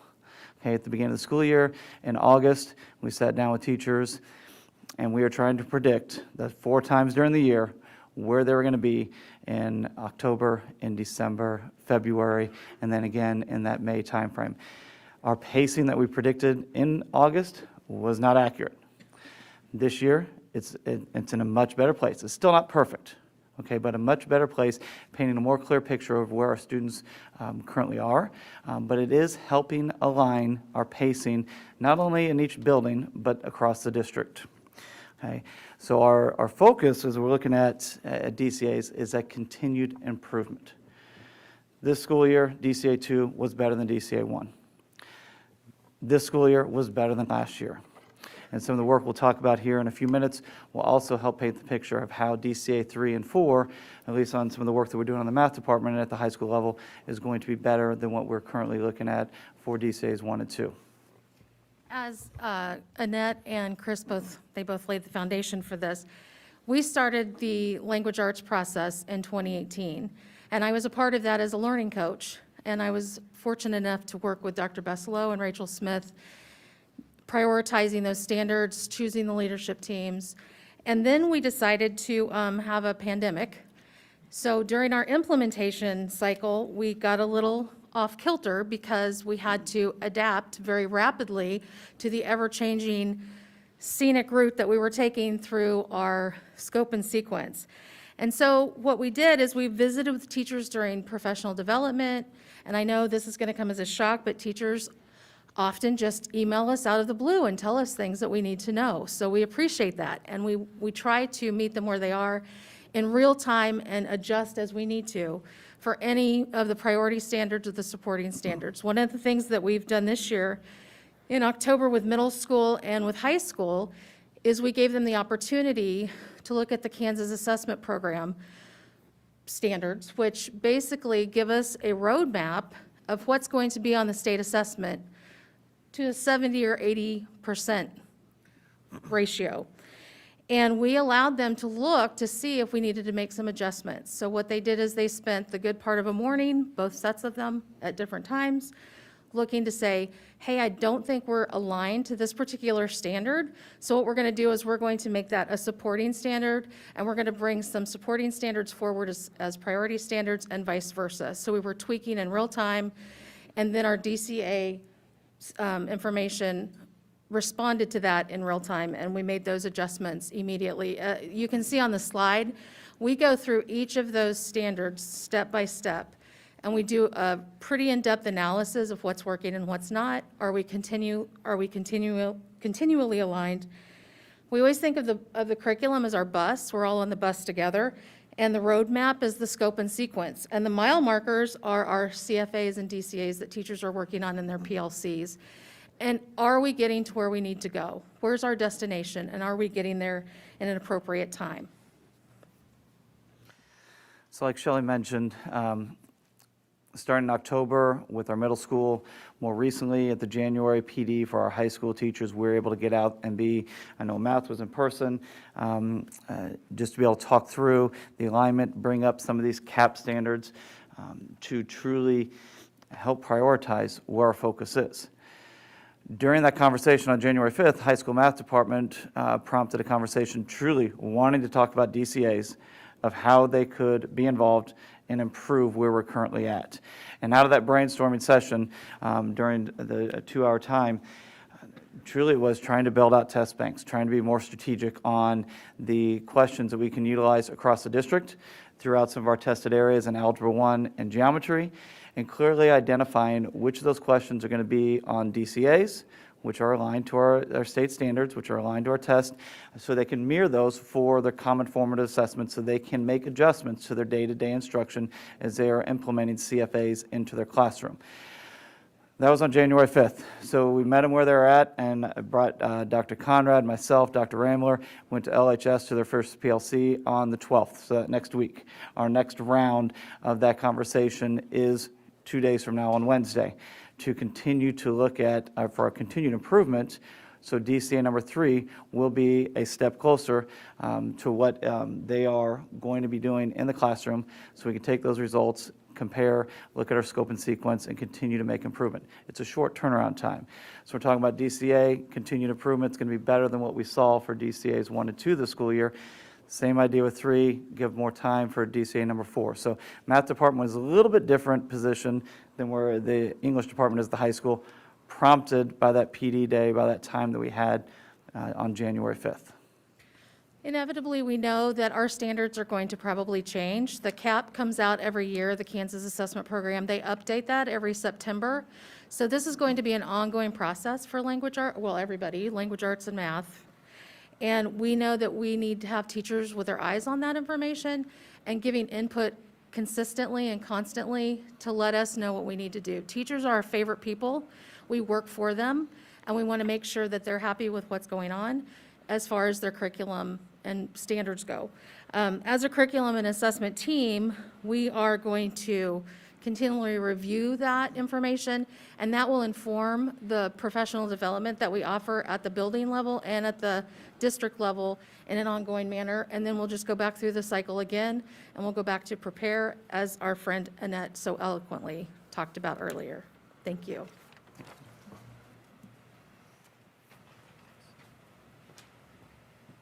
So, as you've heard tonight, every content area is always in a state of curriculum review. It may be collecting data, it may be learning how to implement the new curriculum, It may be looking at the individual standards and developing assessments, or it may be preparing to start that work. We're showing you here a 5-year timeline, and we're making a commitment to come back to the board every year to show you this timeline. We have learned in the pandemic, and we knew this all along, things change. Things change a lot. Where we thought we would get further, we didn't get that far. And so we think this needs to be a dynamic document that you review on an annual basis to understand where those content areas are. What you see here is in that plan, align, and review stage, right? So this year you see ELA there. That's the one for elementary that Chris talked about. Next year they'll be implementing, and we're getting ready to bring math into that space. Here's the middle school one. One of the other things that impacts us is our amount of resources we have. Everybody would like a new resource next year. I can guarantee you that. We don't have the resources to do that. All of our instructional resources come from our textbook fees, and so we have a limited amount. We have to pace that through. And then here is our high school timeline. Lots of courses, lots of time spent reviewing them. You're going to hear a little bit tonight about biology. That's the work that's being done at the high school level, but you can see the other courses that are in review right now. So down to, we're almost done. I know you're hanging in there, and we appreciate it. It's a long night. This is the work that we need the board to review and accept or make changes to. We do want to add an English Language Arts ESOL course. This is actually a course we've been doing for quite some time, but we created sections. So we might have an English class that the building knew that was the ESOL section. This was a request of our ESOL coordinator, Casey Van Dyke, and principals to make sure that we had a specific section for ESOL, a specific course for ESOL. We're recommending tonight to delete advanced biology, and Denise is going to talk a little bit more about that with some of the department chairs. Algebra for the College Bound is redundant with our Jayhawk Blueprint course, which is Algebra 101. Denise will talk about human biology a little bit, and Kevin Hurrell's a little bit, will talk about driver's ed. I'll talk about changes to our CTE pathway. For agriculture, we're combining animal science and advanced animal science and plant science and advanced plant science. We're just moving some courses around for some better consistency of programming as requested by the teachers. And then there are some minor course description changes. You were provided the course description book for 2023, so in your 2022-23 in your packet. With that, I'm going to invite Denise Johnson, and she has our chairs, Othar Stroderman and Marcy Lucian, to talk about advanced biology and human biology.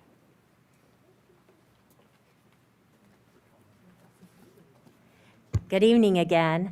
I want to introduce Othar as the physics teacher and science chair at Free State High School, and Marcy as the anatomy and physiology teacher and science chair at Lawrence High, and I feel very lucky, and especially at this very late hour, that they are with us tonight.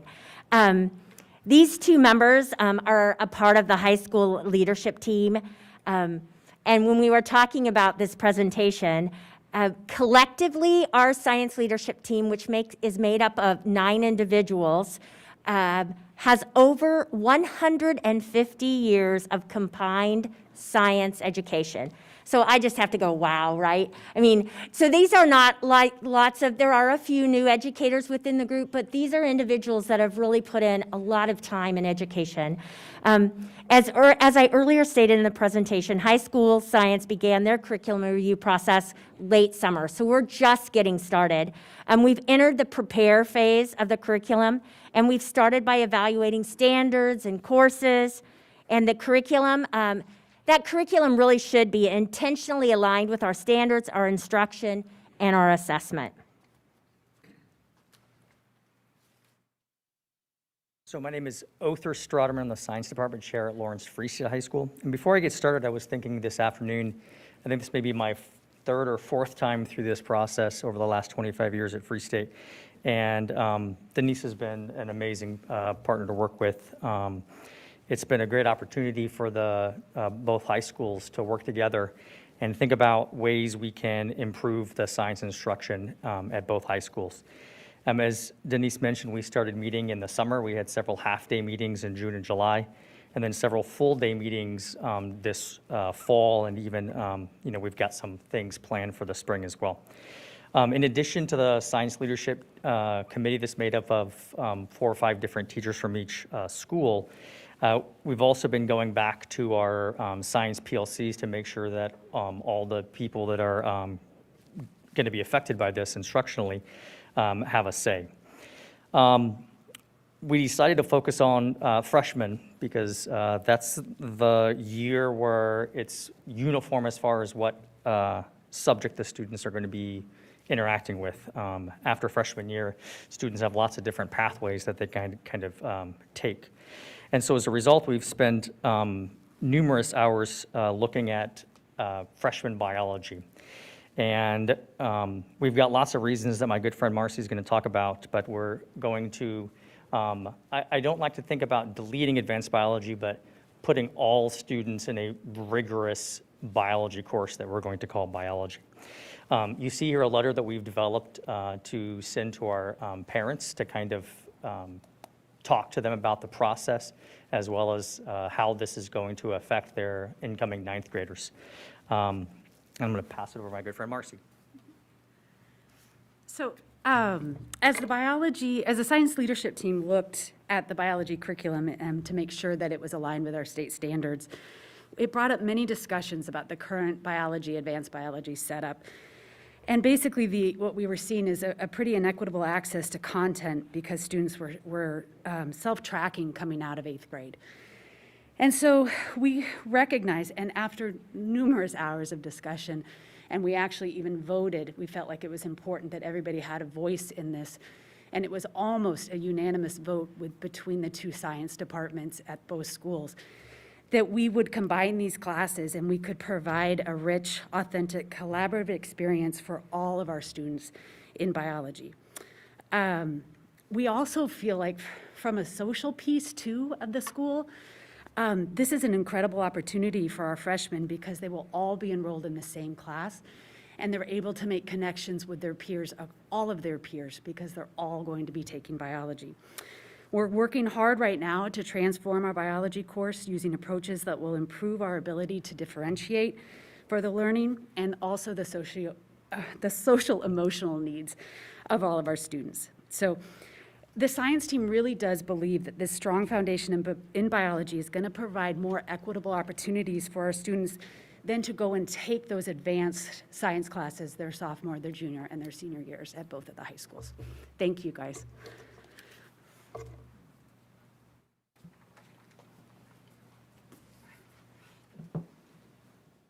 I just want to point out that that's our equity policy in action right there. It takes a long time for that work. You heard Marcy say it takes hours of conversation to recognize the systemic issues that are at play with a course like biology and advanced biology. So really hats off to that entire team and Denise's leadership of that team and facilitation of that team. Kevin Harrell is going to come up and talk a little bit about driver's education. Good evening. Kevin Harrell, Executive Director of Student Services and Special Education. Lawrence Public Schools has offered driver education training for many, many years to students 14 and older, and it's usually during the month of June. It's a summer course that's been offered through Student Services, and the fee is $225 per student. And it's not a required course, so there's no scholarships, no free and reduced price. Sorry. However, we have allowed families to set up payment arrangements when it's necessary. So in considering and looking at the factors of discontinuing to provide driver's education, a big factor is administrative support. The state has made some changes in requirements, and as we reduce staff and trying to really prioritize what the needs are, this is one of the things that we don't know that we have. We don't have the support, administrative support, to supervise it, testing, and those type of things. And those, the comparison is when we're really looking at weigh in against some of the compliance, some of the funding issues, some of the things that we have to focus on. And because it's not required, that's one of the reasons that we're not able to support it. And it's also becoming difficult to find qualified staff. All of the staff that we've had has been out of district. We haven't had any district staff that are qualified to teach the program, and then some of the staffing and some of the districts pay more, so it's been difficult, which impacts the number of students we can actually support.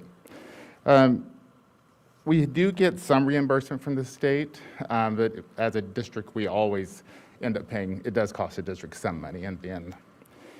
The other thing that we really thought about is there's options, other options.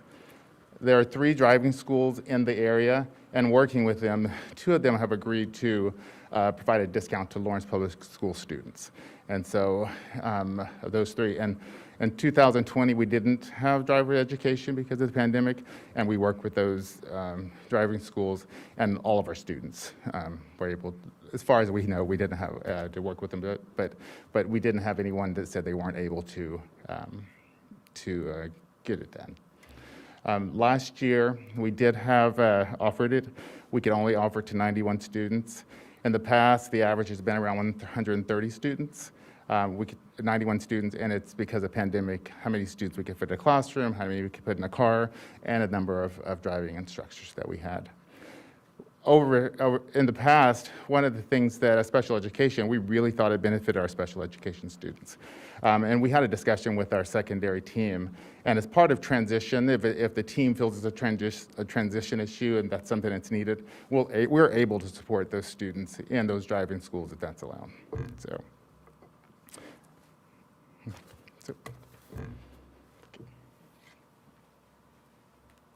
Okay, so how do we communicate all this stuff out? Well, we invite you to visit our website. We have updated it for every content.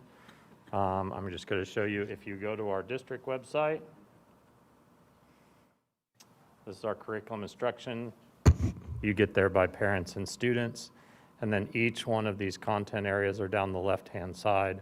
So after hearing Chris Hayes talk about English language arts at the elementary level, it has the content links there. It also has resources for the community. Our teachers have a way of accessing resources over here. That's a consistent format no matter which page you go to. So I just wanted to make sure that if you wanted to drill down or community members wanted to drill down into more of this information, they certainly can. We invite you and our community to challenge us to make this the best website it can be to get you the information that you need.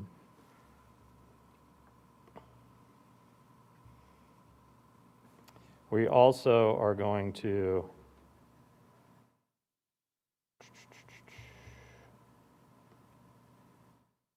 bring back our course description book. This was something we had many years ago. The charts are very popular there. They're also very labor intensive to do. We want to thank our graphic design department who is helping us really create those charts and bring back a printed form if buildings would like to have that to share. So wanted to save the eye candy for the end, but that ends our presentation. We know it was long. We appreciate your patience with us, but we're really proud of the work that we're doing. I'm really proud of the team and our teachers and all the work they're doing, and we stand for any questions. Thank you, Patrick, and thank you and your team for the amazing work that you're doing. Any questions for the board? I'll ask just one question, and then I'll submit additional questions later on, just because it's late. So my one question is, when it comes to driver's ed, knowing that we have 3 different options, has there been any like scholarship opportunities talked about, and being able to look into the Lower Schools Foundation for students who were able to access that before, but now might not be able to? We haven't had any formal discussions about that, but some of our students in the past, so occasionally the Housing Authority has paid for help support a student. I know the foundation has in the past, but it was more of the families accessing those type of things, but we haven't had anything formal through our department that's set up.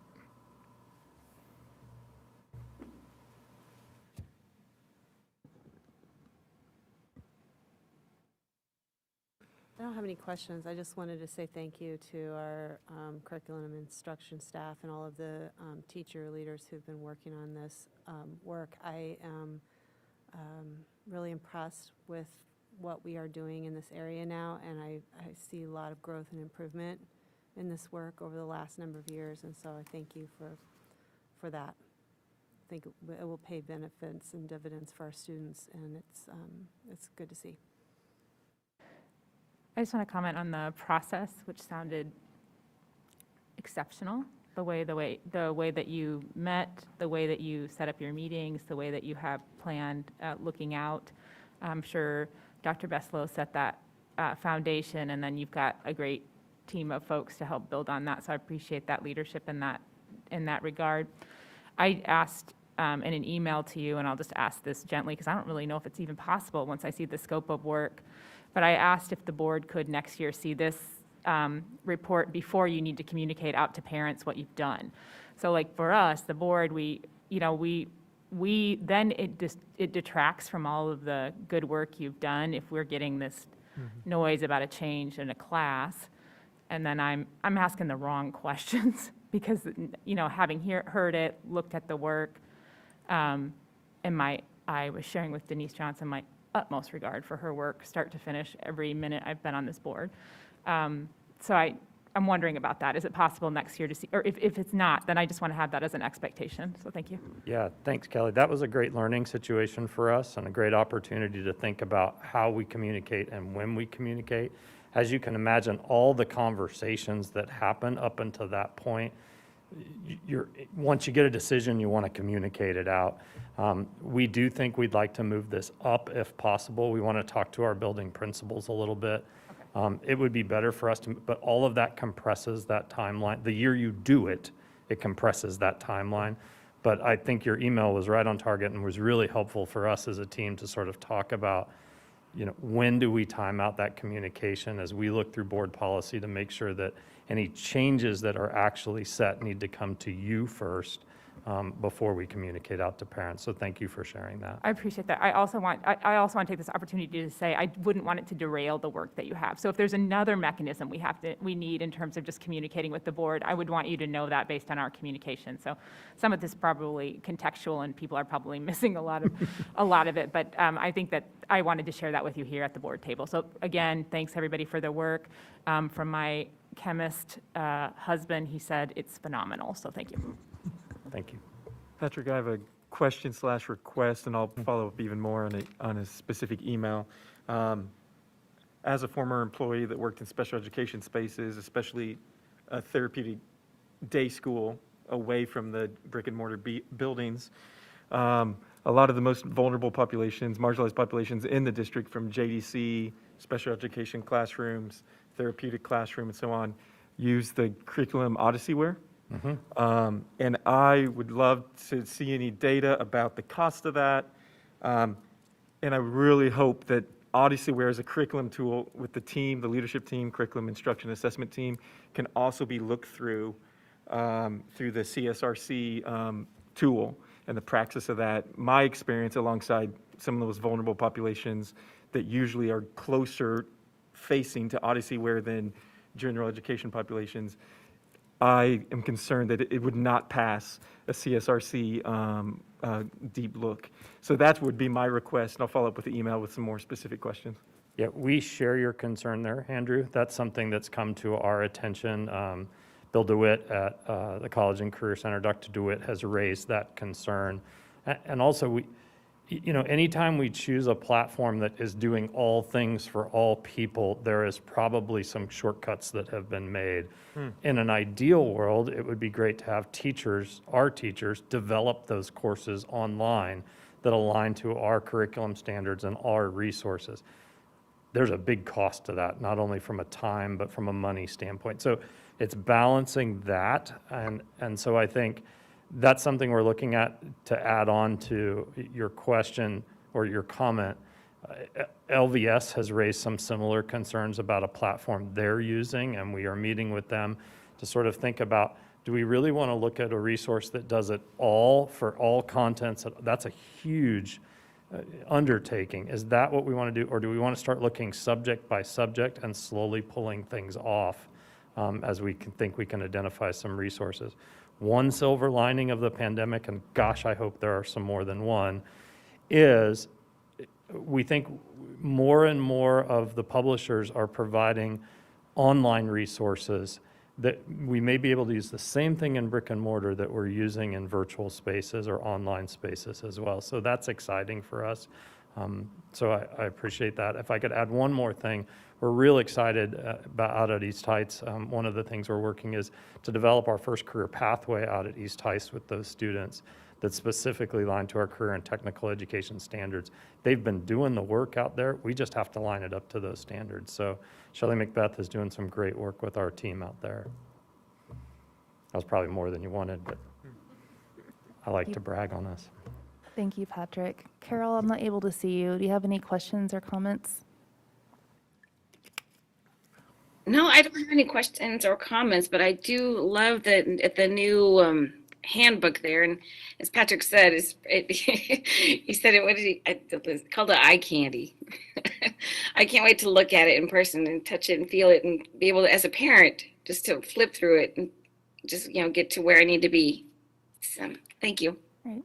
Thank you, Carol. I'm not gonna lie, it'd be really awesome to see it at the middle school. So, just from a parent's perspective. That's our goal, Kay. One thing at a time. So, yep, we agree. Okay, there is a recommended action associated with this board report. Are we ready to make a motion? Yeah. Okay. I move the Board of Education adopt USD 497 curriculum review schedule and that the 2022-23 high school course description book, including course deletions, additions, and changes. Do you have a second? Ms. Shannon, I second. Nussbaum? Yes. Smith? Yes. Hill? Yes. Kimball? Yes. Kadu Blackwood? Yes. Emerson? Yes. Jones? Yes. Motion passes 7-0. Next on the agenda is a report and approval of the 2022-2023 school year calendar. As they are coming, let me echo my sentiments. I know some of our instructional staff are leaving. As Wendell said, it's a school night for her. It's also a school night for our teachers. So thank you so much for hanging with us. Good evening. Good evening. I am here on behalf of the calendar committee, as I have been the last couple years. J.C. Roberson, principal at Woodlawn Elementary. I'm here with Sarah Hamlin, the assistant director of human resources, and the Joshua Spradlin, teacher at Liberty Memorial Central, LEA rep on the calendar, and co-chair with me. Exciting calendar this year, and I'll let Sarah take it away. Okay, so I can bring up the calendar or I can just talk through it. Do you guys have a preference? It's been on the board enclosure, so it is available there for you to see. It is very similar to last year's calendar. We really just used last year's, or I guess this current school year's calendar as a template for next year, adjusted the days just a little bit depending on needs based on weeks and such. There were just a couple of changes that we would like to highlight today. With the negotiations with the PAL CWA union, we are moving to 2 PD days for our classified staff. For our paras, those 2 PD days will be October 14th and January 4th. With the understanding that for some of the other classified groups, those days will have to be flexible throughout the year based on the needs of each department accordingly. And the other point I was going to make is just that the elementary schools will remain on the same quarterly schedule that they're on this year. That was a change for this year, and so we will maintain that for next year as well. And I will hand it over to Josh.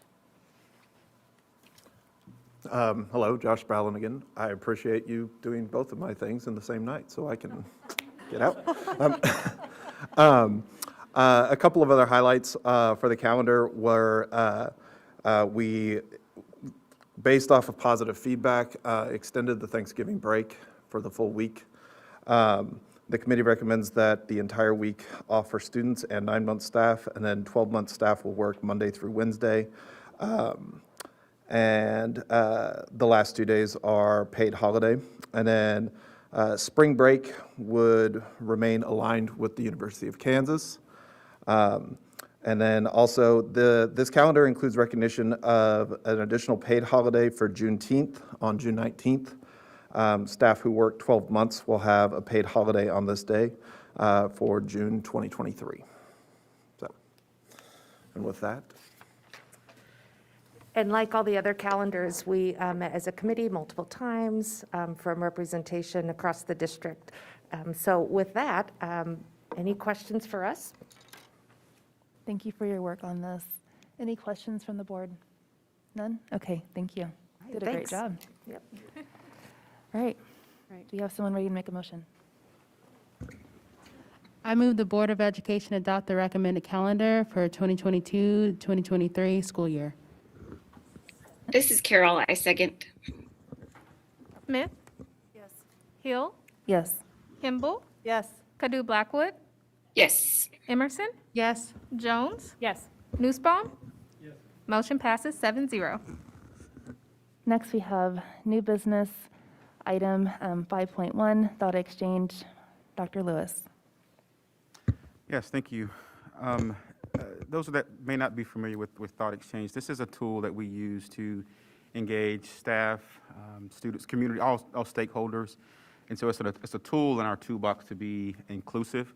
And I know the board wants me to be inclusive, and so this is just a tool in our toolbox. So you'll notice that the cost is under $20,000. This is our second year using the tool, so this is our same rate that they gave us for year one. And so obviously this is within my limit to approve, but out of abundance of transparency, wanted to bring it to the board.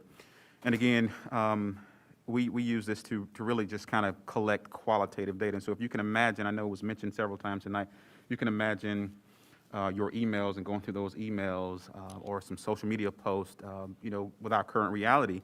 If you think about, what were those themes of the emails? What did the emails have in common? What were the differences? And so one of the reports that this tool produces is what they call a differences report. I think Erica mentioned tonight finding common ground. And so I recall when we used this tool, when we were, as a community, contemplating opening schools during the initial point of the pandemic. This was one of our highest uses of this tool. We think we had like 124,000 rated thoughts. And so of that differences report, we had community members, parents who were saying, keep the schools closed, do not open schools. And then on the other side, we had parents and community members saying, it's safe to open school. But then in the difference report, it shows us what did these two groups have in common. And it was things like, a solid plan and communicate that plan. So that gave us some action to move forward with. In addition, we've used this for our, to be in compliance with our ESSER application in terms of getting feedback from community members around our use of ESSER funds. I think that one had over 55,000 rated thoughts there. We've used it for our Superintendent Advisory Council. One of our schools, I think it was West Middle School, used it as a part of their building goal check-ins to engage their community there. Any other questions? I have a question. Can you talk about the funds, where it comes from? Yes, Title IV, and Patrick was able to find us those funds, those federal funds to purchase this. Can you talk to the board about what those funds could be used for and what they can't be used for? Yep, Patrick. It's really, it's Title IV has several letters that you can use, the Title IV-A, Title IV-B. When we think about improving the outcomes of our students, quality schools. What am I missing, Patrick? Yeah, so it can be used for community engagement, it can be used for technology, it could be used for STEM. There's sort of a wide variety of things that it could be used for. Our title committee, and Dr. Johnson's on that, we talked about it at ELT as well, when we think about how we can use those funds And this was something we thought that would be a good use for, but there are many things you could use those title funds for, but it does not come from our general fund pool. That's what I was looking for. And it can't be used for salaries, correct? It cannot be used for Thank you. salaries. Just to be clear, this is capital outlay fund? No, this is title grant funds. Thank you. Yeah. And this is Kay. So I just want to, I don't have a question, and just more of a comment from my own personal experience being on the COVID-19 committee, as well as the Parents of Color Equity Advisory Committee. We have been able to utilize the information that has come from Thought Exchange to really kind of provide guidance on these community, board committees, to help our administrations make decisions. Personally, I think it's definitely, as Dr. Lewis was saying, it's very helpful in engaging a lot of different stakeholders, showing what information is pro, what information is not, and it just has a lot of different very valuable features that I think it is very helpful for our district in moving forward in the discussions that we're looking at having. So. I also have, thank you for the ones who have commented so far. And it was also mentioned during board commentary that people are feeling like they're not welcome into the conversation, and this is one way to make that happen. That's in a way that's efficient. And also that we should take the experiences and rate them. And this is exactly what this type of software and platform does, and turn it into data. That way we can look at it and analyze it. And also, speaking about recurring themes, a number of community members have expressed their desire to be heard. And this is one way to do that efficiently and in a way that's equitable, because not everybody has the flexibility in their jobs or their schedules to come speak at a board meeting. Not everybody is comfortable emailing the board, calling a board member, texting a board member. Not everyone's comfortable doing that. And so this is a way, it diversifies the way that the community is able to reach out to the board. And also, Dr. Lewis mentioned that is inclusive. And so, again, as an introvert, not everyone is comfortable coming up here speaking, but I can sit at home. And it also meets people where they are. They can be at home, answer a survey, and their information is factored into the conversation instead of them missing out because they don't have the flexibility in their schedules to attend. And Erica, I just a quick question, clarification, maybe Dr. Lewis. It also has the opportunity to translate into different languages, which I think is one of the things that we hear about, when we're communicating out is, are we making sure that it's in a format that is meeting the mode of communication that the individual needs? And I think that Thought Exchange, in fact, does that very easily for us. So I'll just say, the reason I pulled this is that I had concerns about spending funds on what seems to be more of a want than a need. We have lots of tools at our disposal to do work similar to what this tool does. But the large part of my concern was that we would be spending money on this tool that we could otherwise reallocate to avoiding some of the cuts that we're talking about, with the understanding that we have decided we can use Title IV funds to fund this. I'm less concerned about that particular aspect of it, and I appreciate the feedback from Dr. Lewis and fellow board members about some of the benefits that this tool could have. I'm still, having used this tool, I'm still a little bit skeptical. I feel like it's a lot of a popularity contest rather than deep and meaningful feedback. So I do have those reservations still about the tool. But I appreciate the opportunity to have the conversation, and I do think it's very positive that if we're going to be purchasing this tool, that we're going to do it with funds that we could not otherwise be using toward our budget situation. So thank you for the conversation. Any other comments on this agenda item? Yeah, I want to just say that I have had several of the same concerns, Shannon, that you just expressed. Appreciate you sharing a little bit more about where the funds come through.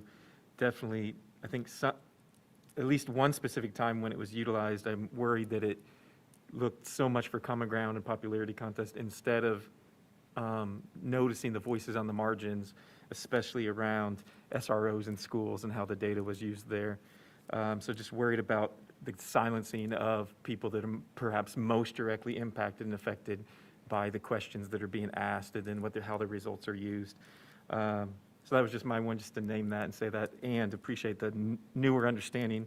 I guess one recommendation is, especially so it can function more as an inclusive tool, to continue to create pathways of access for more family systems to know about it. Because I've been a teacher during the 2 years, now a board member, and still don't know too much about it. So how do we access it? Who accesses it? When can we use it? That I think, like so many things in the community, could connect and support that community relations even more. And just real quickly, Andrew, on your note, I just kind of wanted to note that with Thought Exchange, it does allow you to look at those voices and those comments that are on the margins. You just have to be intentional. The great thing about Thought Exchange is that you have to be intentional on the information that you're looking at. So if you want to look at the marginalized responses, you have that opportunity to do that. You just have to do it. And I've also utilized the tool a few times, and from what I recall, it's kind of a popularity contest between thought and not so much between people. That was my experience in there when I was using it. So, all right, we are at a point where, does anyone want to make a motion?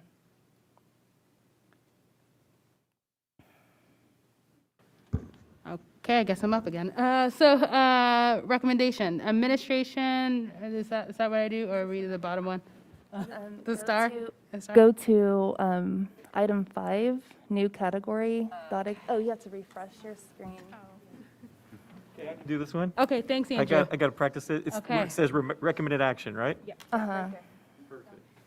I move the Board of Education renews Thought Exchange with Fulcrum Management Solutions as a tool for gathering input from the community, staff, parents, and students at a cost of $19,900 to be paid from federal funds, Title IV. Do we have a second? This is Kay, I second that motion. Yes. Kimball, Yes. Padu Blackwood, Yes. Emerson, Yes. Jones, Yes. Newsbaum, Yes. Smith. Yes. Motion passes 7-0. Next, closing announcements, Dr. Lewis. As I had indicated earlier, on our board report schedule, you don't see a January 31st meeting. We are asking the board to call a meeting as we continue these much-needed budget discussions for a budget update from Kathy. This will be after, obviously, this week when we meet with our boundary and BPEC committee, so January 31st. We do need to hold that date. Yes, please hold January 31st. So we're not calling it yet, we're just holding it. The 31st? Yes. Yeah. Next is a motion to adjourn. So moved. Do you have a second? This is Carol, I second. Thank you, Carol. All those in favor say aye. Aye. Those opposed say Aye. no. All right, motion carried.